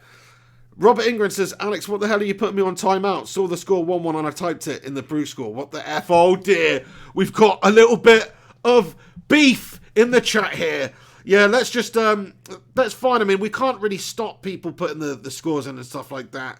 I don't think I'm that far behind though, am I? I mean, I think it's just the fact that I'm coming through, you know, I'm live streaming, so maybe I'm like 30 seconds behind or some shit. But I shouldn't be that far behind. Anyway, I'll try and not read so much of the chat and do this. But obviously we don't want to ban legends like Robert Ingram too often. Do you know what I mean? He says he's not wrong anyway. Alex, I'll leave it in your capable hands. Let's just play by the rules anyway, everybody. Oh, okay. I see what's going on. Don't worry about it. It's absolutely fine. Beefage. Bit of beefage going on. We're in the 2 minutes of stoppage time, and there's only a minute added for the first half, and it's going to come to an end here. It's going to come down as a 1-1 going in at half time. United fortunate, I guess, to get on the score sheet and get the equaliser. A mistake by Club Brugge in the end. That Rochdale lad giving it away from the throw-in, and United capitalised on it. Martial, great finish from him. No worries, Robert. I got your back too, my friend. You know what I mean? You're a classic of the channel. But obviously, Alex, yeah, spoilers are not the best, because sometimes I see them and then I'm like, and then you know, and then it's not so natural for me to react to what's coming on the thing. So that's the only reason. But nobody's going to get banned or anything for that. You might just get put on a cheeky timeout or a message deleted and things like that, but nobody's going to get banned or anything. We only ban people for, you know, all the racial and all the horrible stuff like that. So yeah. Morris Oges Uganda says, Pig, what's up, bro? Love you. Thank you very much, Morris. Love the name. Thanks for getting in here too, Morris. Yeah, I mean, United, it's halftime now, so just to let everyone know, the game is on the halftime break. United managed to equalise and make it 1-1. So it was Martial with a great bit of individual play, really capitalising on an error by Club Brugge to gift us the equalising goal. Before that, it was all Club Brugge. Brugge were causing our defence all sorts of torrid times. Their player Dennis up top there got on the score sheet. Sloppy bit of defending led to that goal. Terrible defending, actually. And they caused us problems from there on out. Dennis the Menace, menacing our defence. United, in the end, managed to equalise through a mistake by them. So we're back in the game. Ollie needs to change things up. The style was terrible in that half. The quality was poor. We didn't really get things going, didn't really string much together, didn't create, didn't attack, didn't have too many clear-cut chances. Martial's hit the post with a great strike, and he scored with a lovely piece of individual brilliance as well. So that's the only reason that we were actually level in this game, is down to Anthony Martial. So great performance from Martial so far. Could have had a second as well with that great strike, hit the post. But everybody else, most of the other players, not looking all that good. Brandon Williams even's made a couple of little dodgy errors tonight, and he's looked very, very solid for us recently. Still, he's a quality player, obviously, but yeah, he's made a couple of errors. I'm not expecting anybody of his age to be a perfect player. That's what these games are about. Learning against tough opposition in away ties in European nights. It's great experience for the lad. And then players like Jesse Lingard, I mean, apart from the fact that he just sticks out like a sore thumb and he's a complete melter, I was completely unaware Jesse Lingard was even really on the pitch during that half. What did Jesse Lingard do during that half of football? It was terrible. And Andreas Pereira, man, look, he's done one or two things which are good. He's done a bunch of things that are bad. He's just not really had much of a favourable impact on the game whatsoever. In fact, the corner that he took, which was awful and went over absolutely everybody, actually directly led to their goal. So, not that, you could really say that it came from that. It was still a long ball up the pitch from their goalkeeper, which was poorly defended by United on the halfway line. And then Dennis has got in and lofted it over Romero. Maybe a bit of misjudgment by Romero coming out as well outside of his area and flapping at it the way he did. So it's not been good by United so far. Don't let the scoreline fool you. We've got an away goal. That's great. It's great for us in the tie. But the actual performance by United in the first half, I think, was bloody dreary. I think it was very poor. I think United need to step it up entirely in the second half, because up until we scored anyway, it was quite poor from us. After that, we looked a bit better. We seemed to get that confidence into us. Robert Ingram with a super chat. He says, we better not lose this game, Pig. A little banter is good for the soul. Nice one, Robert. I'm glad you weren't offended by Rincon's just sheer axing of you there. Hey, thank you, Robert, for the support on the channel, mate. You're a top man. Thanks for getting in here. The Ingraminator. Alex Rudd as well getting in here. Great to see you, Rudd. He says, good game so far. Good game so far. Are you taking the Michael there, Alex Rudd? No, fair enough. I mean, it's not been actually, in terms of sort of like entertainment from a neutral point of view, like for you watching it, I bet it has been a good game actually, because Brugge have had a lot of opportunities. It's been quite end to end in that sense. They've created more than United, and United for the last 7 or 8 minutes of that game started to do some things. So yeah, it's actually, from a neutral point of view, 1-1, decent game of football so far, to be fair. But from a United point of view, not enjoying it. But thank you so much for getting in here, Rudd. Obviously, you're playing later on. Come on, Olympiakos. Come on, the Greeks. Oh, yeah. Beat the Gooners. That's what we all want to see. Illy United says, in the second half, need Andreas, Mata, Lingard out. I agree to most of that, to be fair. I think maybe second half at half-time, we would like to make a couple of changes. I honestly think that we should. It doesn't generally happen. You don't see Solskjaer wanting to do that very often. But I think we should put Bruno on at half-time there. And I think we should absolutely put Igalo on for Jesse Lingard. And then, obviously, you don't want to use all your substitutes at half-time. But that's actually what I'd do. I think we'd look a little bit better. We'd get a look at Igalo. He couldn't do any worse than what Jesse Lingard's been doing out there. So it makes a lot of sense. Pereira, I think Bruno Fernandes is a much better option than Pereira, obviously, and can win us the game. Now, I know what Ole Gunnar Solskjaer's trying to do. He's trying to save his team. He's trying to save his players. We've got the Watford game. He's not trying to risk any players and get any silly injuries, like that Rashford time when he brought Rashford on and stuff like that. He doesn't want to do that. He doesn't want to risk it in this game. But we've got to get the job done. And to be honest, we're only actually in a good position in the game right now because of a terrible mistake from Brugge. Before that, Brugge were doing a good job. Adil Abid wants Ollie gone, thinks his tactics are crap. Fair play. I mean, that's your opinion. I can't fault your opinion there. I mean, his tactics tonight haven't been very good at all. I agree. True Metallicasma, hang on a second, comments, is Ollie out of his golem mind? I mean, I really don't understand what he's doing. But yes, Harris Khan comments changes. Great to see you, Harris. I agree. We need to see some changes now. Ollie should make some halftime changes. He shouldn't just wait around to the 65th minute to do it. Mark Anthony says Watford Sunday not easy. Very difficult game that. Just for us right now, they've been on a bit of an upturn. Well, it's just any game's difficult for us right now. iPoddy24, how you doing? Says we need to do better than this. Yeah, for sure about that one. Hopefully Ollie does change something up at halftime here. I think it's very justified and warranted for us to mix it up here. Heshaded Hey comments Igalo should come on and go to a 4 at the back.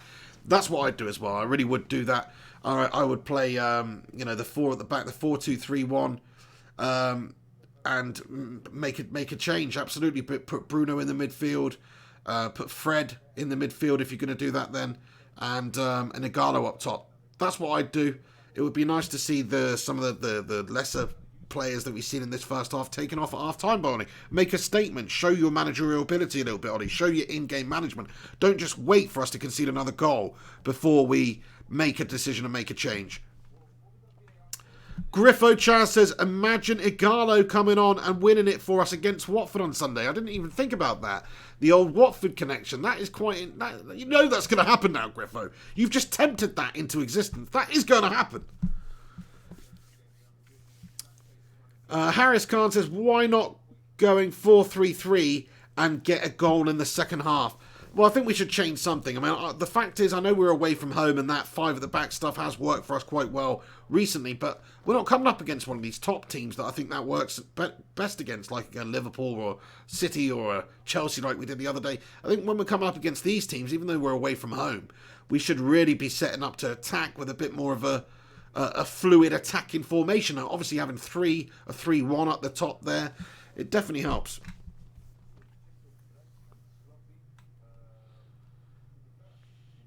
Adil Abid says, Pig, how are you watching the game, pal? It's on BT Sport 2. So thankfully, because of you bloody legends, supporting the channel and donating and stuff on the channel, like, it literally has enabled me to get a subscription to BT Sport and Sky Sports and stuff. So I never really could justify it, but because it's quite expensive to get all this shite, to be fair, when you think about it, on top of all the other monthly expenses that we have to live. But so I was always a bit of a pirate lad. Do you know what I'm saying? But thanks to you guys, I've got the old BT Sport now, and I'm able to watch it.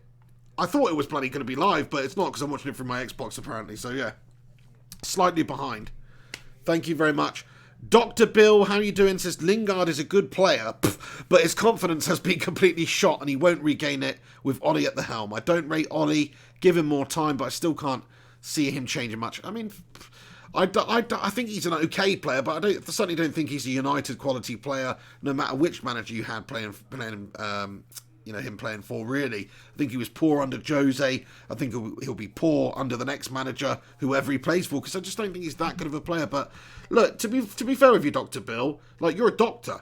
You obviously know what you're talking about here. And to be fair, Lingard, a couple of years ago, he went on an incredible run. He's scoring in cup finals, and he's a homegrown, local player that we should be trying to champion, to be fair, because he is a local lad, and United need to have that identity. But there comes a point when you can't just have a passenger. You can't have somebody that puts in so many awful, consistent performances and doesn't contribute very much to the team selected. That's all it is. I mean, good luck to him. He seems a nice enough lad, don't get me wrong. He might be a little bit annoying to me, but at the same time, he's a nice enough lad. And good luck to him. I hope he's successful wherever he goes. I just don't think it's going to be at Manchester United, because if he was going to be, he would have done a lot more so far. Thulani Bukhani says, Pig, any decent manager knows not to start Lingard, especially at the same time as Pereira. I agree. It's the first thing I thought when I saw the lineup.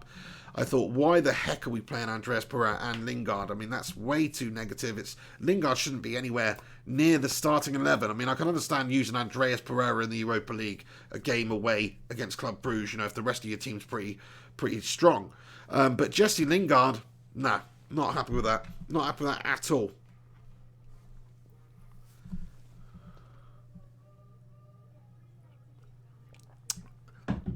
Rozzy comments, in Ollie we trust. That's what we want to hear a little bit more of. I know he's having a mare tonight and he set the team up wrong. Hopefully he changes it and learns from it. And that's what it's about, adapting, learning, and improving as a coach and a manager. Can he do that? His in-game management over the course of the season has not really been good enough most of the time. I want to see him make a positive change at half-time and see what sort of side comes out second half. If he can do that, then fair play to the lad. But this is what it's about. This is what I've been talking about the whole time. Like, I believe in him. I hope he can get this United side doing well. I look at his signings. They've been great. I look at how he's developed some of the young players. That's been great. The results haven't been great. They haven't been great. But it's early doors, really, in terms of a managerial career for anybody at United. And he's still got time to prove himself. He's also got time to prove himself as being not fit enough for the job. Like, if United lose this, go out the Europa, we're looking poor in the league, he's making the wrong selection choices, which he has been, then you'd have to say, if we don't get top 4 and we're playing dreary stuff, then he's probably not going to be the man. He's got a good few months to prove it.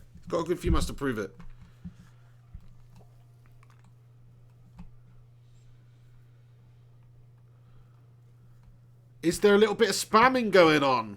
Ruzi, I suggest you not put so many messages in the live chat, otherwise you may get spam blocked or whatever, my friend.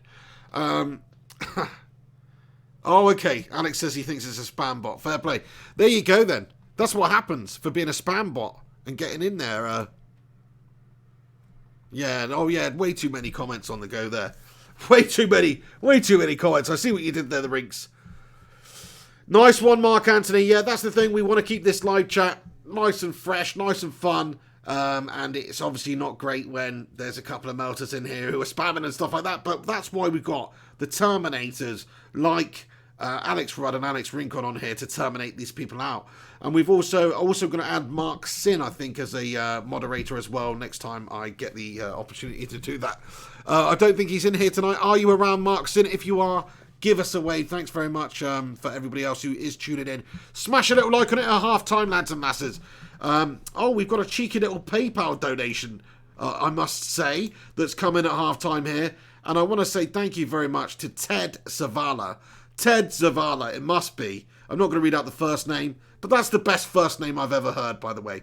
And in the chat there, Ted Zavala, if you're up here, say hello, Ted. Thank you so much for getting in there with the donation and supporting the channel via PayPal, mate. You bloody legend. I'm assuming it's you, Ted, because there can't be that many Zavalas who watch this stream.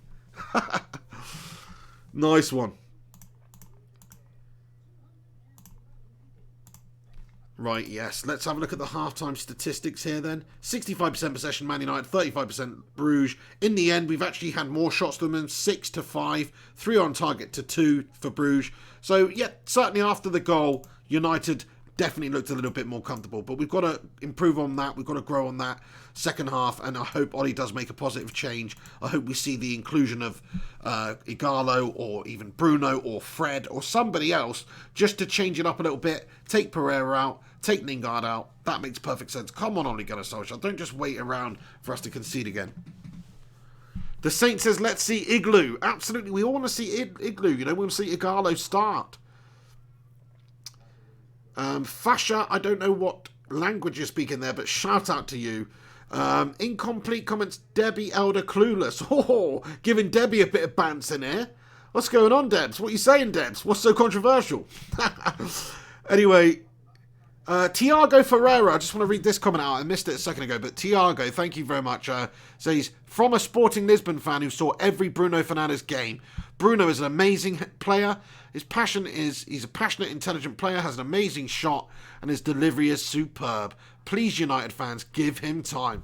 I think we're all quite happy to give him time. Great comment, by the way, there. Thanks for letting us know, as a Sporting Lisbon fan who's watched him for the last couple of seasons, how good he is. That is amazing. That obviously his stats over there have been incredible, so it must be a big loss for Lisbon. But thank you very much. Like the Cristiano Ronaldo situation again. Thanks so much. Thank you for the player.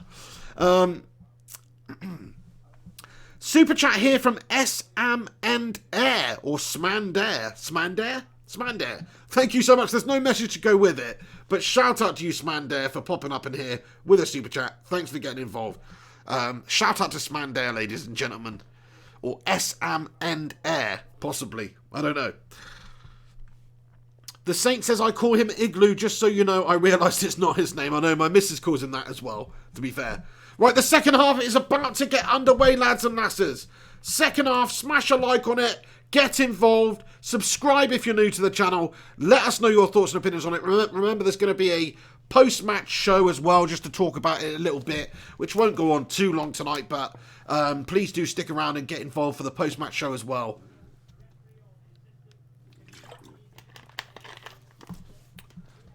So Club Brugge 1, United 1, over in Bruges, 45 minutes, 13 seconds gone on the clock here. Christopher De Bono says there's been no subs. I mean, that is absolutely gash-tastic, isn't it? It's absolutely bloody gash-tastic. I think, yeah, I think what's going on in the other games in the Europa. I'm just interested to see if anybody else is doing any good stuff. Frankfurt beating RB Salzburg 2-0. Erling Haaland's old team. FC Copenhagen are losing to Celtic 1-0. Getafe are beating Ajax 1-0. That's a good result for them so far anyway. Sporting Lisbon beating Istanbul Başakşehir 2-0. So those are the other fixtures. Every other game is indeed 0-0 at the moment. And Smander comments with another super chat, this time with a comment. I think they forgot to put the comment last time. So let's read out the comment from Smander. Thank you for getting in here for second half. Comments and says, make the right subs and we will win this 3-1.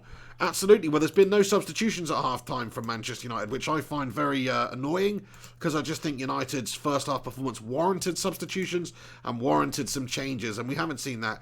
So that is very poor from United, I think. Poor from Ole. I would like to have seen a change. Let's see if the style is going to change. Let's see if the actual style will change and how we're going to go about this second half, because first half was piss poor. Thank you so much for that, Smander.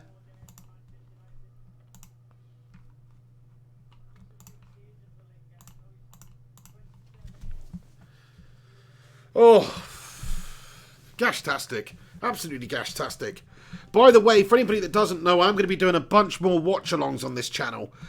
So not just for games that are United.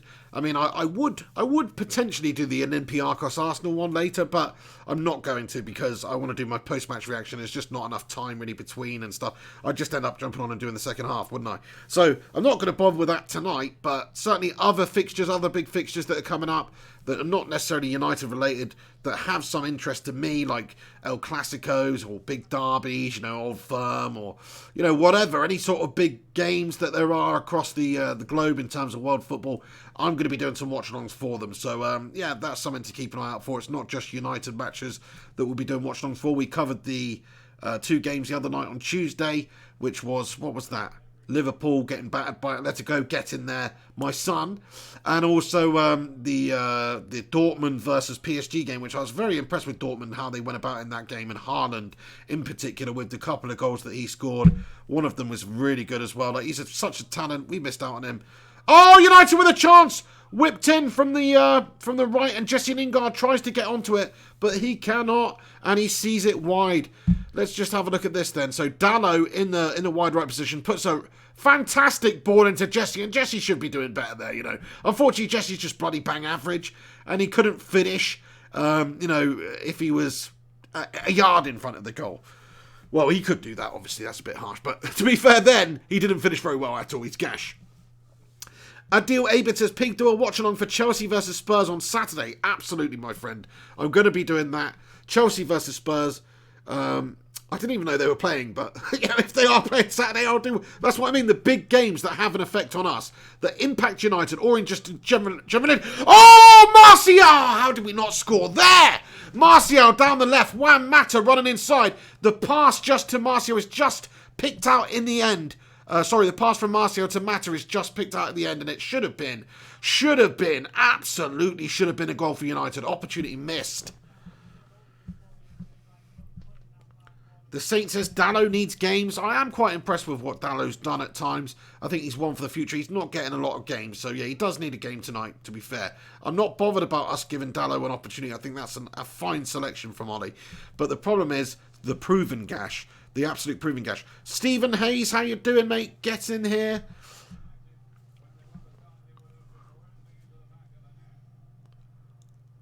Club Brugge coming at United then once again. They did have a very, very good first half. They made United look pretty gash at times in that first half. Like on the counter, like defensively.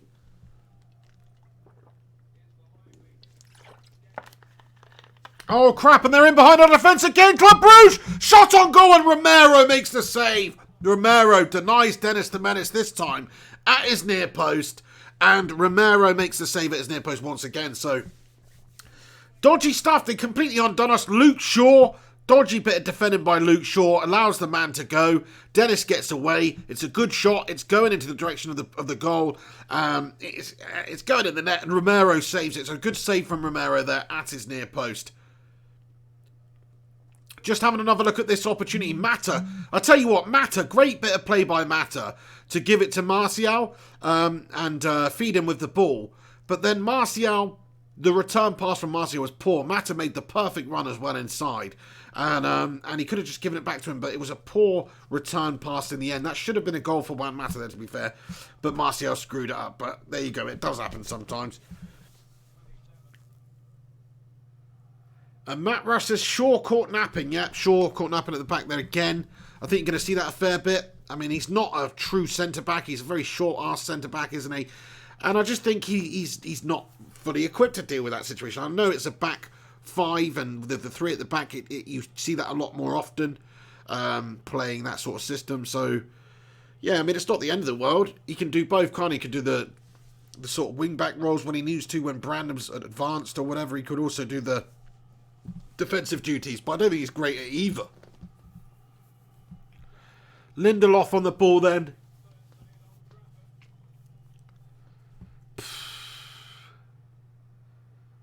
Fucking shocking. Fucking shocking. Fucking shocking, man. It's been... 6 minutes. Almost 7 minutes into the second half. We've done jack shit again. Oh, crikey. Well, apart from that Mata chance, which should have been actually, which wasn't really. Mata's just been brought down to the ground again. Look at that. That's a definite foul.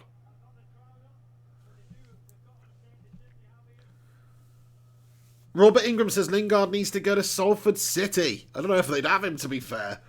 Do you know what I mean? I think Salford City's a bit more, a bit more down-to-earth, salt-of-the-earth type club. Even though it's owned by the Class of 92 and all that, to be fair. But I don't know if they'd warm too well to Jesse's antics, to be fair, but maybe.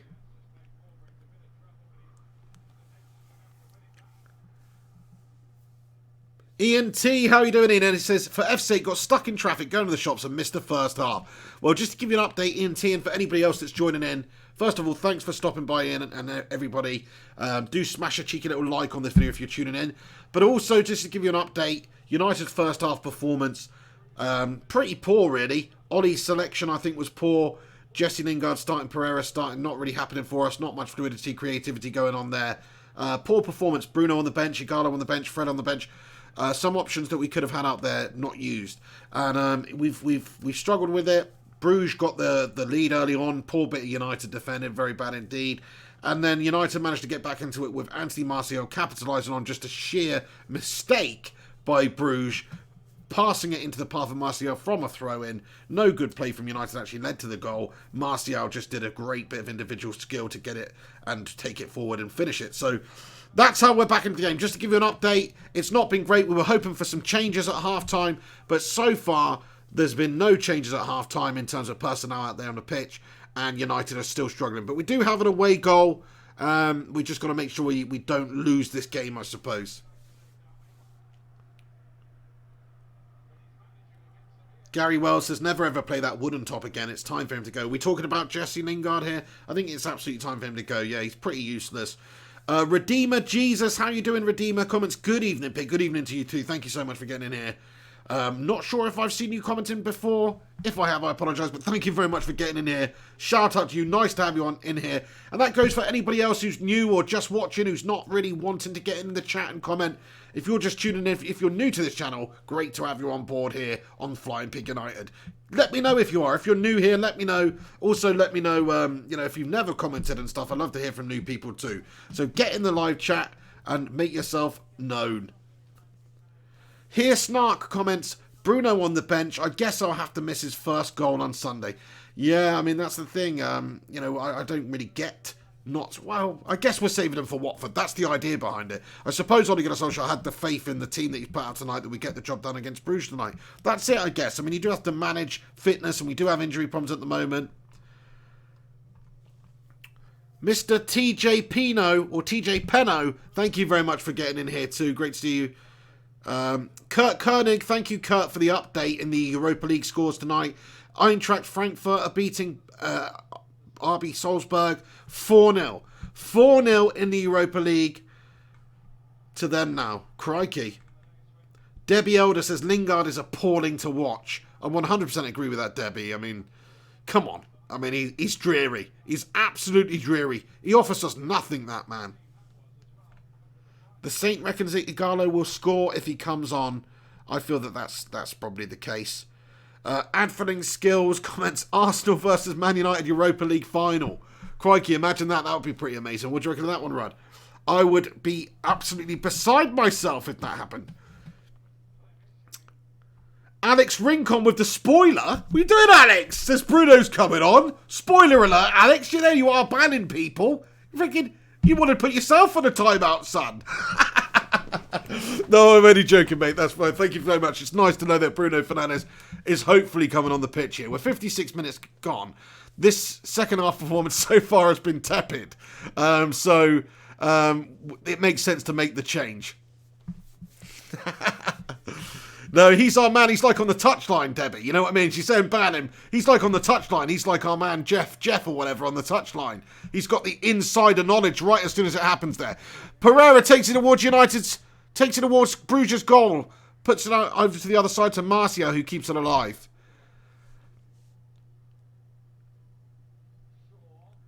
Andreas Pereira gets it back on the edge of the area. Has a shot on goal, and it's really far wide from Andreas Pereira. Got his head up. Fair play to him for having a crack, but really not that good. Mark Anthony says their goalkeeper is crap, to be honest. Yeah, Mignolet. Shitty Mignolet. We know all about him. He's bloody gash-tastic. Alex says, not spoiling LOL. He's waiting on the sideline. I'm only playing around. Hey, Wallace Montcroy Stewart, one of the legends of the channel with one of the greatest names and one of the green channel members, as you can see in the live chat there. By the way, if anybody does want to become a channel member, you can click join. There's different options there. You get emoji and stuff. You don't have to join one. This is free to watch and join in and tune in and everything and get involved. But if you do want to support the channel, the option is there. Just going to say it. Gary Wells is going to sleep with the Zeds coming in there. Hey, Colin9855, nice to see you, says, hiya, pig. Just got home. How we doing, mate? Pretty gash-tastic, mate, to be honest with you, Pretty gash-tastic. I've just given a summary, so I'm not going to give it a summary again, but it is pretty gash-tastic, my friend.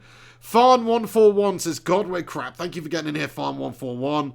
Not liking what we're seeing. I mean, I'm not enjoying it either. Only cover says we must win. We absolutely must. By the way, just to let everyone know as well, the goal we conceded in the first half was a calamitous goal to concede. It was really poor defending. If anybody didn't see it, it was a long kick up the pitch from the goalkeeper, caught napping after a shocking corner from us, and our defence didn't deal with it at all, and their player, Dennis the Menace, got forward and chipped it over the flapping Romero, who was far outside of his area at the time. It was really poor. Rian Max comments, Bruno in. Absolutely. 8563 Robbie comments, I'm worried for Bruno Fernandes at United. I think Ollie's Barnstoneworth training methods will ruin him. What do you think, Pig? Interesting one. I mean, he's looked good in the first couple of games. He got the assist the other day. It's early days, obviously. Let's see how he does.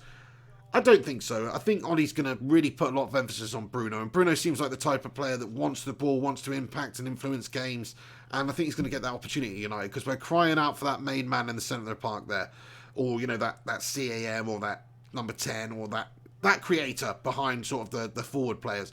That's what we've been crying out for. So I'm hoping that he takes the opportunity. I mean, I agree with Rincon to an extent that it's a lot down to the players. Like Brian Clough, for instance, one of the greatest managers of all time. Everyone would agree with that. And he was obviously a good motivator, fantastic and all this stuff.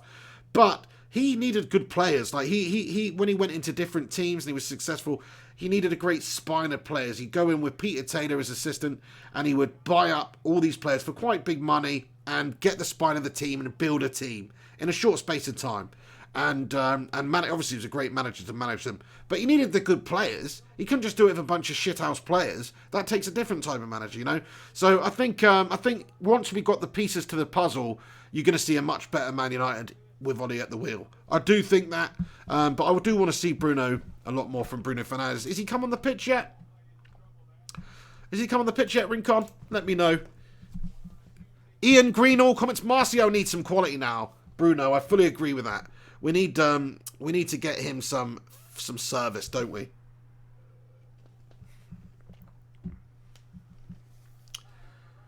Dudman, 1738 says Kane from Sporting like Cristiano. Yeah, absolutely. That is, that's a good omen, because obviously we did get Ronaldo from Sporting Lisbon, and what a player he turned out to be. Now I know he was a lot younger at the time. Bruno Fernandes has done some pretty fantastic things though. So through his career for Sporting, and he does fill me with a lot of confidence that possibly we are going to see a big career and a future for him at Manchester United. Like, it really does fill me with a lot of confidence what we've seen and his career up to now. He's still only, 25, 26? He's coming to the best years of his career here. Number 26 for Bruges, whips it into the back stick, good pass in, and it's a good header away there by Luke Shaw, who does get it away for United, only as far as a Club Bruges midfielder. I'm not sure who it is. Number 42 on the ball for Bruges. That's what I'm going to do today, because I'm quite far away from it.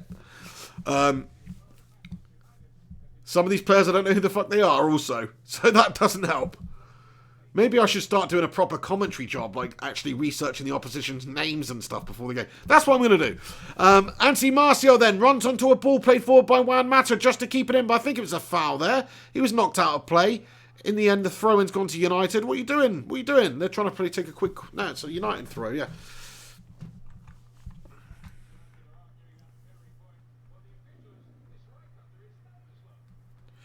Emily Woods comments, my husband bet on United to win 2-1. £500. Hopefully it comes off. Crikey, that is a big cojones bet right there. That is a bet of somebody with big cojones. So I think you married the right fella there. Or... it's reckless. I don't know which way, it depends. But hopefully that comes off for you. That would be an awesome result if it did. 2-1 to United tonight, and you're making big dollars there for sure. By the way, to stick 500 on any bet, you must be a baller. That's all I'm saying.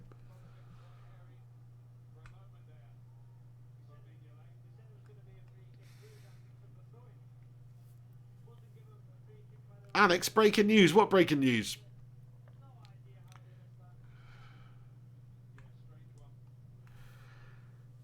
Are you taking the piss? Alex says Liverpool to be implicated in a major doping scandal. Several senior LFC players have tested positive for meldonium, an illegal substance that increases heart function.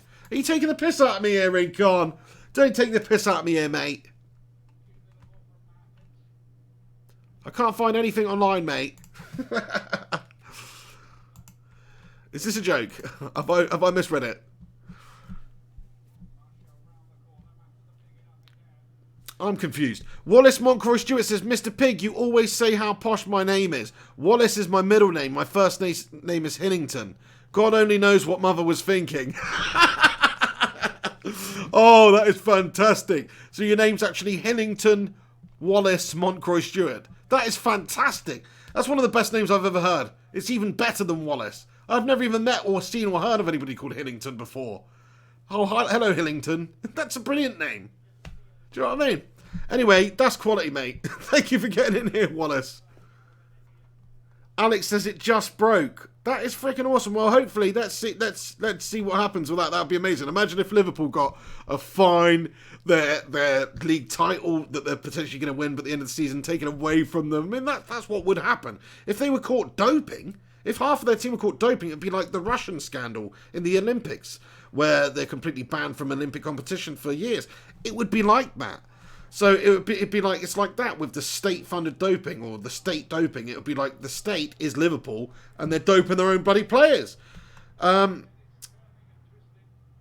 Yeah, Alex says only unconfirmed sources are reporting this right now. Nobody major. Oh, thanks for the red herring there, Alex. Thanks for the freaking red herring. So basically, what you're telling me is it's just BS.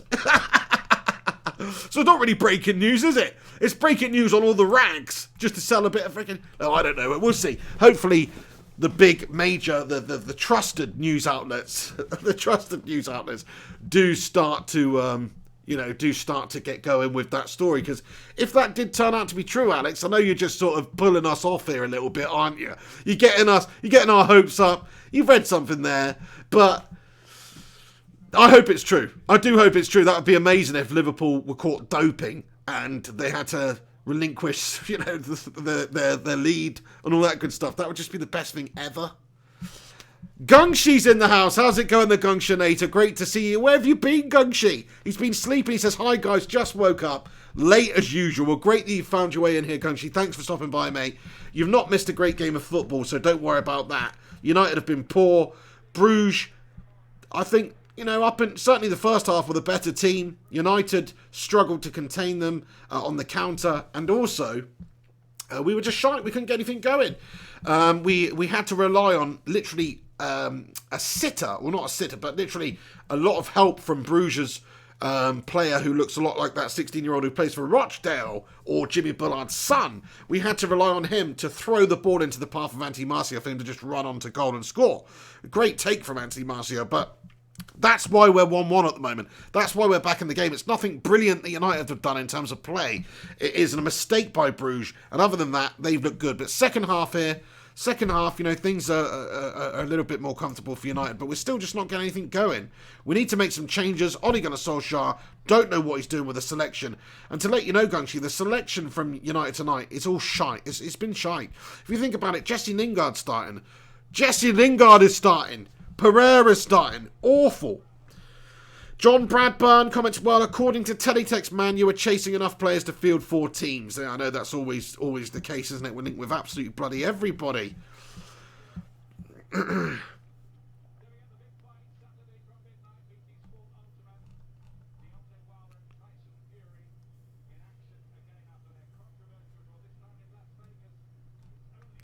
Yeah, you're right, Gary Wells. This will send you back to sleep, Gungshi. You're not wrong there. Hey, there's 186 of you legends tuning in. Check it out. It's Odion Ighalo who's just come on the pitch. Odion Ighalo is making his debut for Manchester United.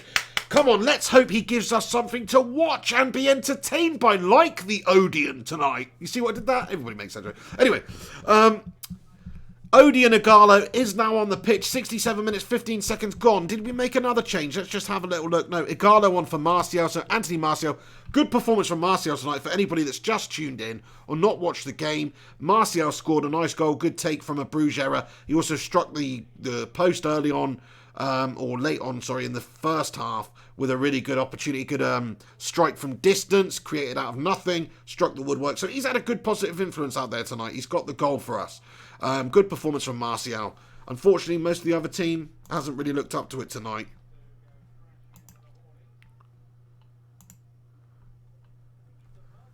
Oh, Gungers just got in here and he's just sent in a cheeky little donation. Gungers, thank you so much for getting in here, mate. Really appreciate that. He's just sent in a PayPal donation. Gungshi, top man, shout out to you, mate. Thanks for stopping by. I'm glad you didn't sleep through the whole game. At least you woke up for the end to see this last 22 minutes of gashtastic play. Look, hopefully with Ighalo up there, I mean, that has at least ignited my passions for watching the rest of this game here. Hoping that we can see something from Ighalo. I want to see how he does. How's he gonna play? But hang on a second. We've just taken Martial off, and we've still got Jesse Lingard and Andreas Pereira on the pitch. That's gashtastic. Gungshi says, probably a good job I can't see the match. The Pigs commentary on the live chat is more exciting. Nice one, Gungshi. You're unable to watch the match, are you, mate? Well, yeah, I mean, like everyone's saying, you're really not missing anything, mate. It is truly one of the most mundane games I've seen. So, actually, Brugge have been good. Brugge have been pretty good. JP says Harry Styles plays for Bruges. JP, man. JP's a character, I tell you. JP, what a man. Always coming out with stuff. Always in defence of the Phil Jones and stuff. Just like Michael Collins. And if you look at JP's avatar now, by the way, on my suggestion, I believe, he's changed it to a different Phil Jones face. And if you are a member of the Phil Jones Defence League, which some of you people seem to love Phil Jones in the live chat, Please do change your avatars to different faces of Phil Jones. I mean, there's so many to choose from. The many faces of Phil Jones. So please do please do that. Alex Rincon says Pogba is Gashtastique. He's absolutely La Gashtastique, isn't he, my friend? I agree with that entirely, Rincon. For United, anyway. He's obviously been good at times, but he's not good enough. He's not la consistent enough, is he? Gungshi says, Pig, my loins are tingling. Too much informazione. He says, we're going to score. Igloo guy, get in there. Absolutely, the Igloo man coming on there. Can he make it a chilly night in Bruges and bring the ice blocks out? What are we talking about? His name's Igalo. It's not Igloo, but either way. Let's see if he can do the old Inuit on them. Let's see if we can smash it, Inuit the net. Rincon's loving the Phil Jones and the Henry Hotspur faces on the go there. Emily Wood says, the wine I'm drinking is making this very funny. Well, there's got to be some reason why it's very funny, to be fair. Rincon says, Nicola, if only she was around to get me a cup of tea right now. It's a big shame. Gary Wells comments, what spell has Lingard cast over Ollie? This is unbelievable. I have no idea. We've just made another substitution, by the way, lads and lasses. So Fred has finally come on the pitch, and finally it's Pereira who's been taken off, who was yellow carded as well. Andreas Pereira off the pitch. Drab, dreary, awful, gashtastic, come to expect it, performance from Andreas Pereira. He's been taken off the pitch for Fred for the last 20 minutes of the game. Rightfully so. Should have happened earlier. You guys know I said that earlier on. Should have happened earlier. Gallo's come on for Martial. I mean, we still got Lingard on the pitch there. Let's see how Ole Gunnar Solskjaer does. There's almost 200 of you legends tuning in. Please do us a favour. Let's see if we can smash 200 viewers. By doing that, the way to do that is to share this stream. You can share my tweet on Twitter. You can retweet it, or you can just click share and share it to Facebook or Twitter or anywhere else you might share it. You can project it onto a public wall. Whatever you want to do. Either way, let's try and do that. But if you are tuned in right now, thanks for stopping by. Smash a little cheeky like on this video. If you're new to the channel, subscribe, because we do all sorts of watch-alongs and stuff. Oh my days, have United had a penalty shout here? Wait a sec, penalty shout here. Nice, it's gone our way. So Bruges through on goal there. And Dennis just goes in the back of Maguire. I thought maybe Maguire had just brought Dennis down to the ground there, but in the end it was a foul committed on Maguire and it's gone United's way. Just inside the area. Igalo on the ball here. Odion Igalo, what can he do? He gives the ball straight away, but he has won the corner for Manchester United actually, because their player puts it out. So it's a corner for United. Odion Igalo, really excited to see how he's going to do. He's obviously a very passionate United fan. I like the fact that he could be over there in China collecting his 300 grand a week, but he's come to United to play for United because he wants to play for United. He wants to play, and I love that. I think he's a great character already just for that alone. I love what he said about United joining the club.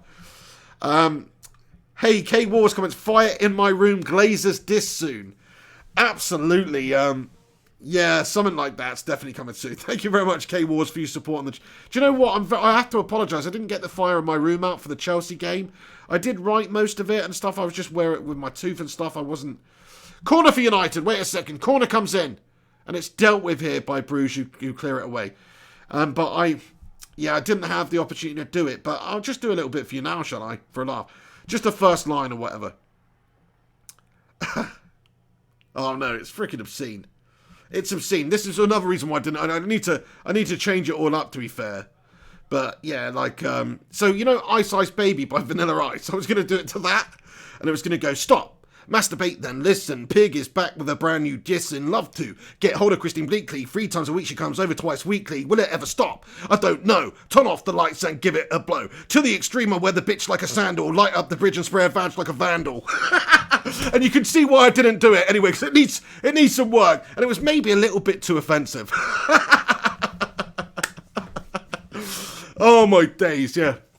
Anyway, so we're working on that. It's probably going to come out next season now.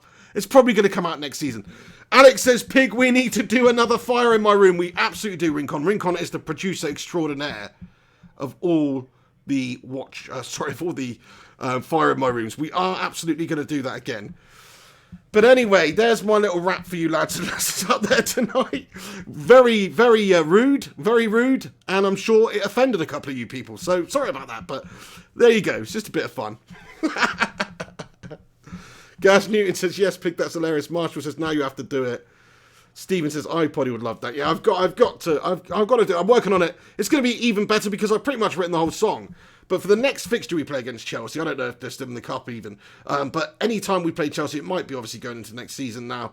There's going to be some sort of an epic fire in my room, which is actually going to have been worked on a good bit, rather than most of them, which is written in about frickin', an evening. Matt Rush says, I need to accept your PayPal donation.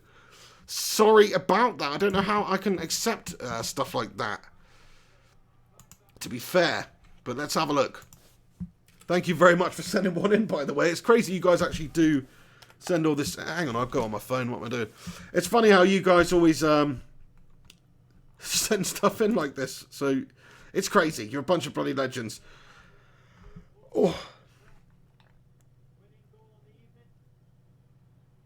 Maybe it'll come through in a minute. There's nothing showing up at the moment, Matt, but thank you very much for the support. 75 minutes, 42 seconds gone. And 15 minutes left of this game. It's truly bloody gash-tastic, I tell you. Truly bloody gash-tastic. But, we've got the away goal. Nice one. Thanks, Debbie. Thanks, Rachel. I was just trying to do it, because obviously... Yeah, I was just trying to do it the play on words of Ice Ice Baby, and obviously he says, like, light it up like a vandal, and I thought it was just funny to say, wear the bitch like a sandal. So yeah, it's quite offensive though. There's a whole bunch more as well. It gets even worse. There's lines that I'm happy to read out because they're not going to make it in the final cut, because there's just too much talk about Christine Bleakley for a start. Do you know what I mean?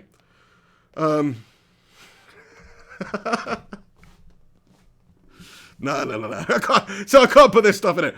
Chelsea, the team, going to start losing weekly. Lamps coming home, find me up in Christine Bleakley. Can you blame me? She's fucking filthy. Milfy, that's right. Christine, come on, please me. Just tease my Willy Caballero. Nice and spicy. Eat my habanero. Dick like stone. Made by a mason. Mount her. And then something like Freddy versus Jason. I never finished that line. Anyway. I'm going to leave it there with the rapping. I'm going to leave it there. Thank you very much. iPoddy says, there's always a fire in your room, Pig. Thank you. Gungshi says, we've got to make sure you don't run out of money for painkillers and sausage rolls, Pig. You bloody bunch of legends. Thank you so much for supporting the show and the channel. And things are going to improve on the channel. Like I say, I've got the BT Sport on the Sky now, so I'm literally watching the legit streams. So we're never going to have any issues like that. So that's bloody awesome. That's only down to you guys watching and getting involved and supporting the channel and becoming members recently. This channel has transformed over the last few months. Oh! Bruges with a sitter opportunity missed! Oh my days, United should have been punished at the end here. And Kosunu with the absolute sitter missed. Let's have a look at this. Bruges undo us down the right-hand side. Harry Maguire he gets the absolute shit ripped out of him by Dennis there, who puts it back across the 6-yard box. And do you know what? It's an absolute sitter. Kosunu needs to be putting that away every single day of the week. Thankfully for United, he's missed it. But crikey, I mean, United are riding our luck a little bit now. I'll be actually thankful to get away from this fixture 1-1. I really will. But I'm not happy about the manner in which we played and the starting lineup and things like that. There's definitely going to be a few things to talk about in the post-match show regardless. So do tune in for that.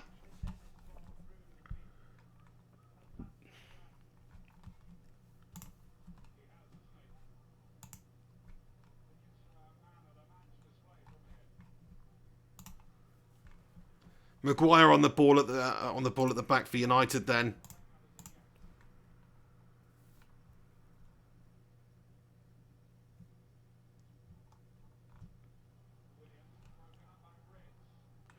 Yeah, Big D says, what a miss. That was an unbelievable miss there by Kasumu or whatever his name was. I've forgotten it already. Rachel said, gash-tastic defending. I fully agree with that. Marcus Lind comments, why is Lingard still playing? I have no idea, no idea, mate. It's ridiculous. It's absolutely ridiculous.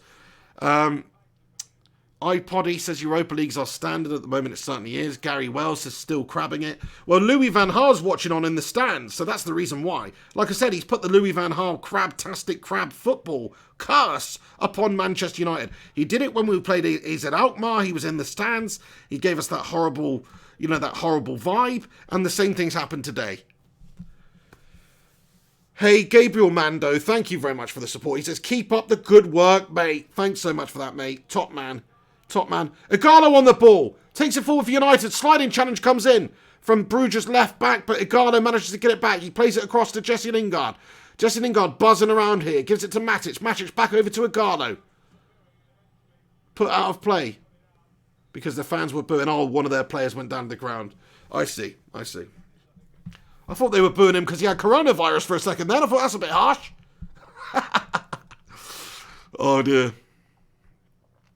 Alex said we probably gave Lingard 90 minutes to prove himself. Well, he definitely did that, Alex. He definitely proved that he's an absolutely gash player and shouldn't play for United again.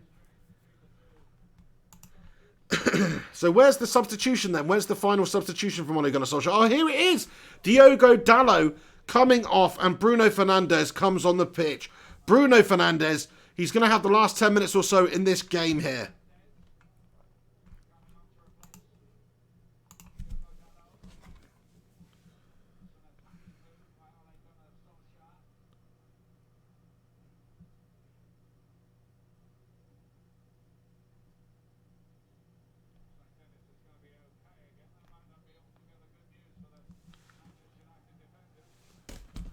Oh, come on then. So, given back to United then by Bruges because of the injury stoppage there. And Fred gets on the ball in the centre of the park for United. He's looked good recently for United, Fred. Very happy with how he's progressed. He's got a future at United. Maybe not as a full-on starter in the top games because I think United need to improve in all areas. But certainly as a squad player, I think I'm happy with Fred, for sure. Lindelof on the ball, plays that forward pass, looking for Mata. It's given away, though, and Bruges get the ball back. Bruges looking to pile on the pressure at the end here. And here they come forward, down the left. Club Bruges taking the game to United. They're trying to get the win for sure because they know going to Old Trafford is going to be a very, very tough night with United having that away goal. Do away goals even count in the Europa League anymore? I've forgotten if they do or they don't. But I'm pretty sure they should do, shouldn't they? United get it back and counter. Rapidly down the left-hand side. Bruno Fernandes on the ball. Lovely bit of play by Bruno. Cuts inside. Great pass by Bruno Fernandes to Mata. Oh, and Mata misses the finish. But oh my days, how good is Bruno? That was so good from Bruno Fernandes. It's exactly what we've been missing. Somebody to just not rush, keep hold of it at the right time, make the right pass, and maybe Mata's just slightly offside. I think maybe he's on, I don't know. But Mata, he misses the opportunity one-on-one. The keeper's on it and out very, very quickly, to be fair. But Bruno Fernandes, pure quality from Bruno there. Look at him. There he is on the ball again. We look instantly better with him on there. Mata, I think Mata and Bruno could play really, really well together, actually. Not in terms of feeding Mata for balls like that. You're not going to see that too often. But just they're the same sort of technical type players in a lot of ways. And different in a lot of ways too. But certainly when it comes to intelligence and ability. Like, look at that. Mata just trying to feed in with a return pass there to Lingard. What did you guys think about that there from Bruno Fernandes? Good bit of play by Bruno. iPoddy says, I would pay good money to be Pig's hat. That's messed up. That is messed up. How much are we talking here? How much are we talking? Matt Rush says, you have it now, Pig. Oh, thank you very much, mate. Let me just freaking have a look and say. But either way, yes, I do. Thank you so much there. I want to just give you a big... Holy shit, mate. Oh, crikey. Fucking hell, Rush. Fucking hell, Matt Rush. You bloody lunatic, son. I was like... You're an utter, mate. Thank you so much, Matt Rush, for getting in here with your support and your donation on the channel. I've just seen what you donated. It's a big one. Thank you so much, Matt Rush. You bloody hero. Crikey, lads. Whoever thought that you could just sit on YouTube, talk shit about United and people would actually send you cold hard cash? It's bloody nuts. Anyway, thank you so much for that, Matt Rush. True bloody supporter of the channel. How many bloodies did just drop there? I literally sound like, the guy from Chopper. What's his name? I've got he's gone out of my head now. How could I forget his name? Oh, lovely bit of play there by Mata. Lingard as well, giving him the return pass. Fair play. United looks so much better since we've actually put our better players on. Like, it does make a difference. It clearly does make a difference with our better players. Hey, Matt Rush, mate, absolutely blown away by the support on the channel there. So thank you so much. I just want to say really special thank you to you and everybody that does get in here. You know, this is free. We do this for free. Please don't send me anything if you don't want to send me anything. But to those people that do, thank you. Fred on the ball. He takes it forward edge of the area. Yeah, no, that's awesome, man. Lloyd Smith says, we're playing with 10 men when we field Lingard. I literally forgot he was on the field. Very true. We've barely seen anything from him. He's absolutely gashtastic. He's like a -1, actually. Forget, 10 men. He's like, when you got Lingard, it's like playing with 9 men, even though you've got 11 out there. Thank you, Matt Rush. He says, you're welcome. And he's got the thumbs up. Bloody legend. Kurt Koenig says, well, rush hour. Legend. 200 of you legends tuned in. Come on, get in there. Smash a like on this video. Give this video a share. Subscribe. United have got a free kick here. Bruno Fernandes and Mata standing over it. Now, doesn't that fill you with confidence, doesn't it? Think about some of the gash we've had standing over that ball a little while ago. Now we've got Mata and Bruno. I hope Bruno strikes it, but Mata's a very good free kick taker. So there you go. Actual set-piece specialists on the pitch. Can you believe it, lads and lasses? Bruno free kick. Oh, it hits the wall. It comes back out to him, and he does a lovely little chip over the top trying to make something happen. I mean, unfortunately, his free kick did hit the wall, but that was quite good improvisation from him. Didn't work out. Bruno special coming. I mean, it didn't quite work out there, but I'm confident with what we're seeing from Bruno Fernandes. I mean, that bit of play that we just saw where he fed in Mata for the ball, you can go and you can watch countless videos of his time at Sporting where he does stuff like that, where he doesn't just play the forward pass. He jinks back inside. He waits for the run to be made, and he finds a perfect pass. You can find a lot of evidence of that in his history as a footballer, and he's just shown it again for United, and that is what we need. We need somebody who's really comfortable on the ball, keeps hold of it, doesn't give it away stupidly, very cool, and also can thread that pass. And he looks to really possess all those skills. So happy with him. Ian Greenall comments, are you doing a watch-along Sunday? I definitely am, Ian. Definitely will be doing one for the Watford game. Also going to be doing one for some of the other big fixtures that are around the Premier League on Saturday too. So it's not just United watch-alongs that I'm going to be doing now. I'm also going to do a bunch of the big games that interest me or have some bearing on United, like the Chelseas and the Tottenhams and, just some big European ties whenever there's an El Clasico or an Old Firm derby and stuff like that. I just want to get more content out, guys, My dream, obviously, is to do this as a full-time job. I never even really considered it up until about 6 months ago, because to be honest with you, I was making about freaking £30 to £60 a month on ad revenue and shit like that. But since YouTube brought super chats in and channel memberships and all that stuff, it's like it gives us random people who have built up an awesome community an actual ability to supplement their incomes and stuff. So it's amazing. It's like literally I'm doing less shifts for Amazon because I'm doing this. It's amazing. I mean, what would you do? Would you rather commentate on random football matches or deliver parcels for Amazon? Let me know. Anyway, so I just want to say thanks to everybody that does support the channel and do shit like that. You're awesome. Alex Rincon says, let's do some sort of video this weekend, Big. Absolutely, Rincon. It's going to happen this weekend, my friend, for sure. We'll do that. If you're free Saturday, Sunday, whenever, we'll get someone on the go. Rachel says, I really hope we are waiting for Poch in the summer. Can't take too much more of this. Yeah, fair play.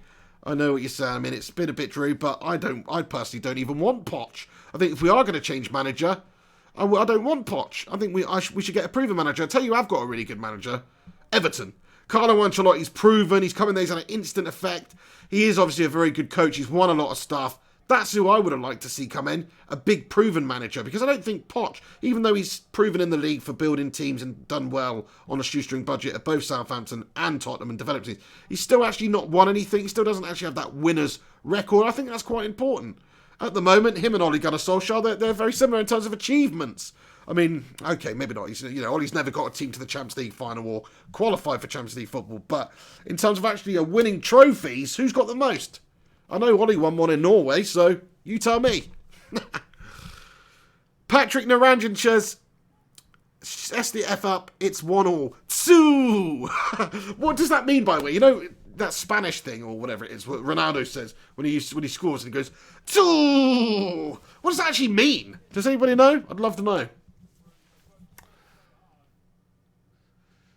Lindelof on the ball for United. So it looks like this game's going to peter out to be a 1-1 draw here, which United will take all day long, especially after our first half performance. You can see how much more comfortable we look with Bruno and Fred on.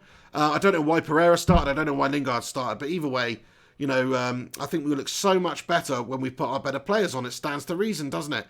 Lingard's still on the pitch, but even he's benefited from having a couple of these other players on.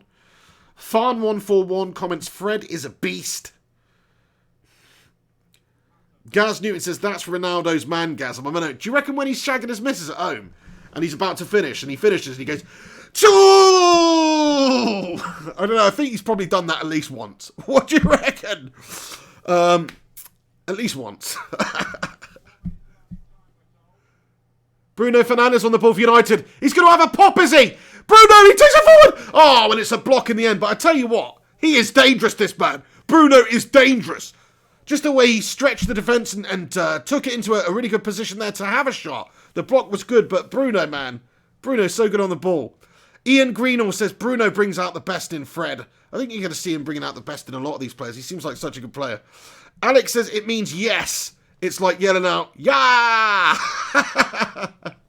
Or yay, or if you just go... So Ronaldo's basically going, what you telling me, he's going over the sidelines, he's going, yes! Fair enough. Fair enough.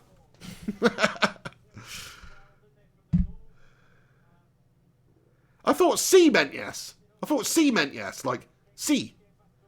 Or is it Portuguese? I'm very confused. Gary Wells says, 2 late subs again, how annoying. I know. It's crazy.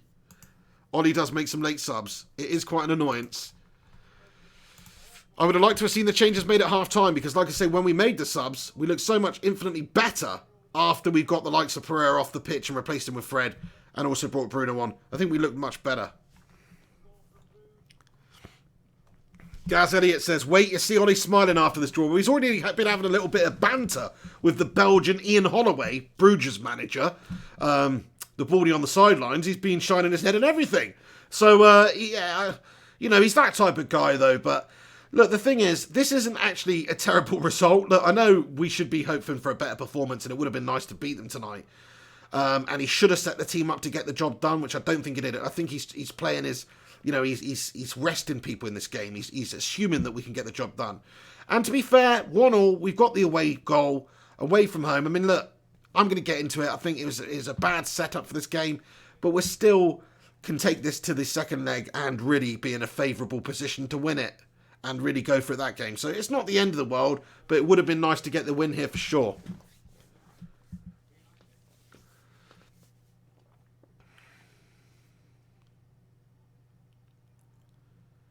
Oh, United get it back under control. Then Mata plays it forward.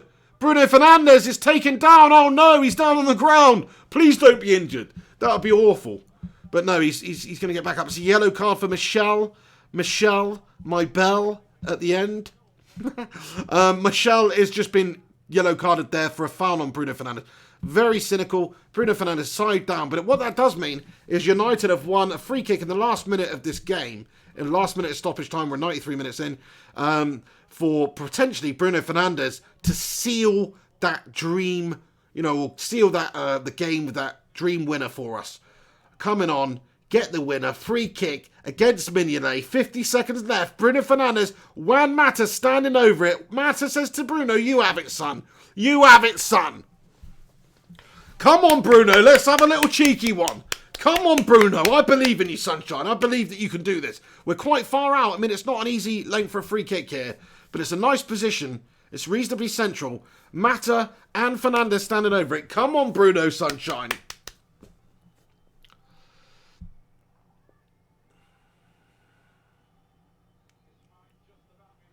Fernandes, he leaves it for Mata, and Mata hits it into the wall. Poor stuff there. Not great, not great. Not fantastic, but nice of Bruno to leave it for Mata there, to be fair. I think Mata's a great free kick taker also, but I do want to see Bruno Fernandes just getting more of the ball because he's our new big signing and I would like to see him play. Debbie Elder, I agree entirely with you, Debbie, says, Pig, we are lucky to get out of here at 1-1. Come on, United. I do agree with that. I think other than the Martial goal, which came from an error, we haven't created barely anything that of real note anyway. So yeah, it's been quite poor. It hasn't been good. Bo Wrigley, how you doing? Comment to wow. Thank you very much for getting in here. Rachel says, why Mata? I don't really know. I mean, Mata's a good free kick taker, to be fair. He really is.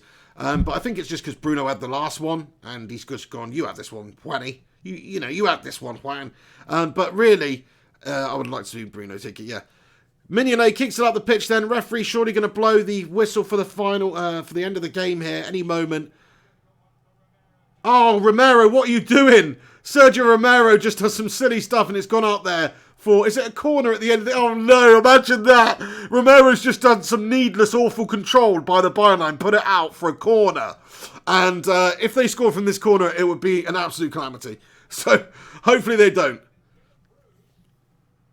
Bruges with the corner, in it comes, No!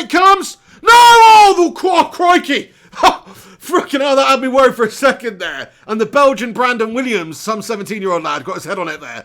And it's well wide, but that had me worried for a second, I tell you. Ian, thank you. Says, see you Sunday. Been a great pleasure. See you Sunday. Thanks. Do come back for the watch-along then. There will also be some sort of football watch-along on Saturday too. Thank you for being part of the live chat tonight, Ian. Great influence and input you've had in there. Dudman says, my opinion on Ollie changes every game. I mean, it does have it. Anyway, the game's finished, lads and lasses. That's the end of the game. Thank you very much for getting involved with the channel tonight and with the watch along. There will be a post-match show in a minute, but the game's finished. So it's finished 1-1. United come away from that game with a point. I mean, it was a shit performance, but I honestly don't think that I think that's just about enough for this game, really. Got the away goal. We'll take it back to Manchester. We could have made it easier for ourselves, obviously. But in the next fixture, we should be comfortably through. We should be able to put out a strong team against Brugge and get the job done next week. Anyway, that's it from me tonight on the watch-along. I'll be back in a few minutes' time on the channel with the post-match video, just breaking down the game a little bit more, discussing the game, some of the performances in there, Ollie's selection, Ollie's tactics, we're all going to get into that. So don't go anywhere. Do us a favour if you're tuned in live right now and smash a little like on this video. Thank you for being a part of the watch along tonight. Thanks to Rincon and Rudd for moderating and getting involved. Thank you for all of you usual legends that have tuned in and made the live chat so special. Thank you for all the super chatters, all the donators and stuff, the Gungshi and Matt Rush and just everybody that's tuned in and supports this channel in any way you do. You know who you are. There's too many of you bloody legends to name. But thanks so much for stopping by. United in the end, it's a draw away from home.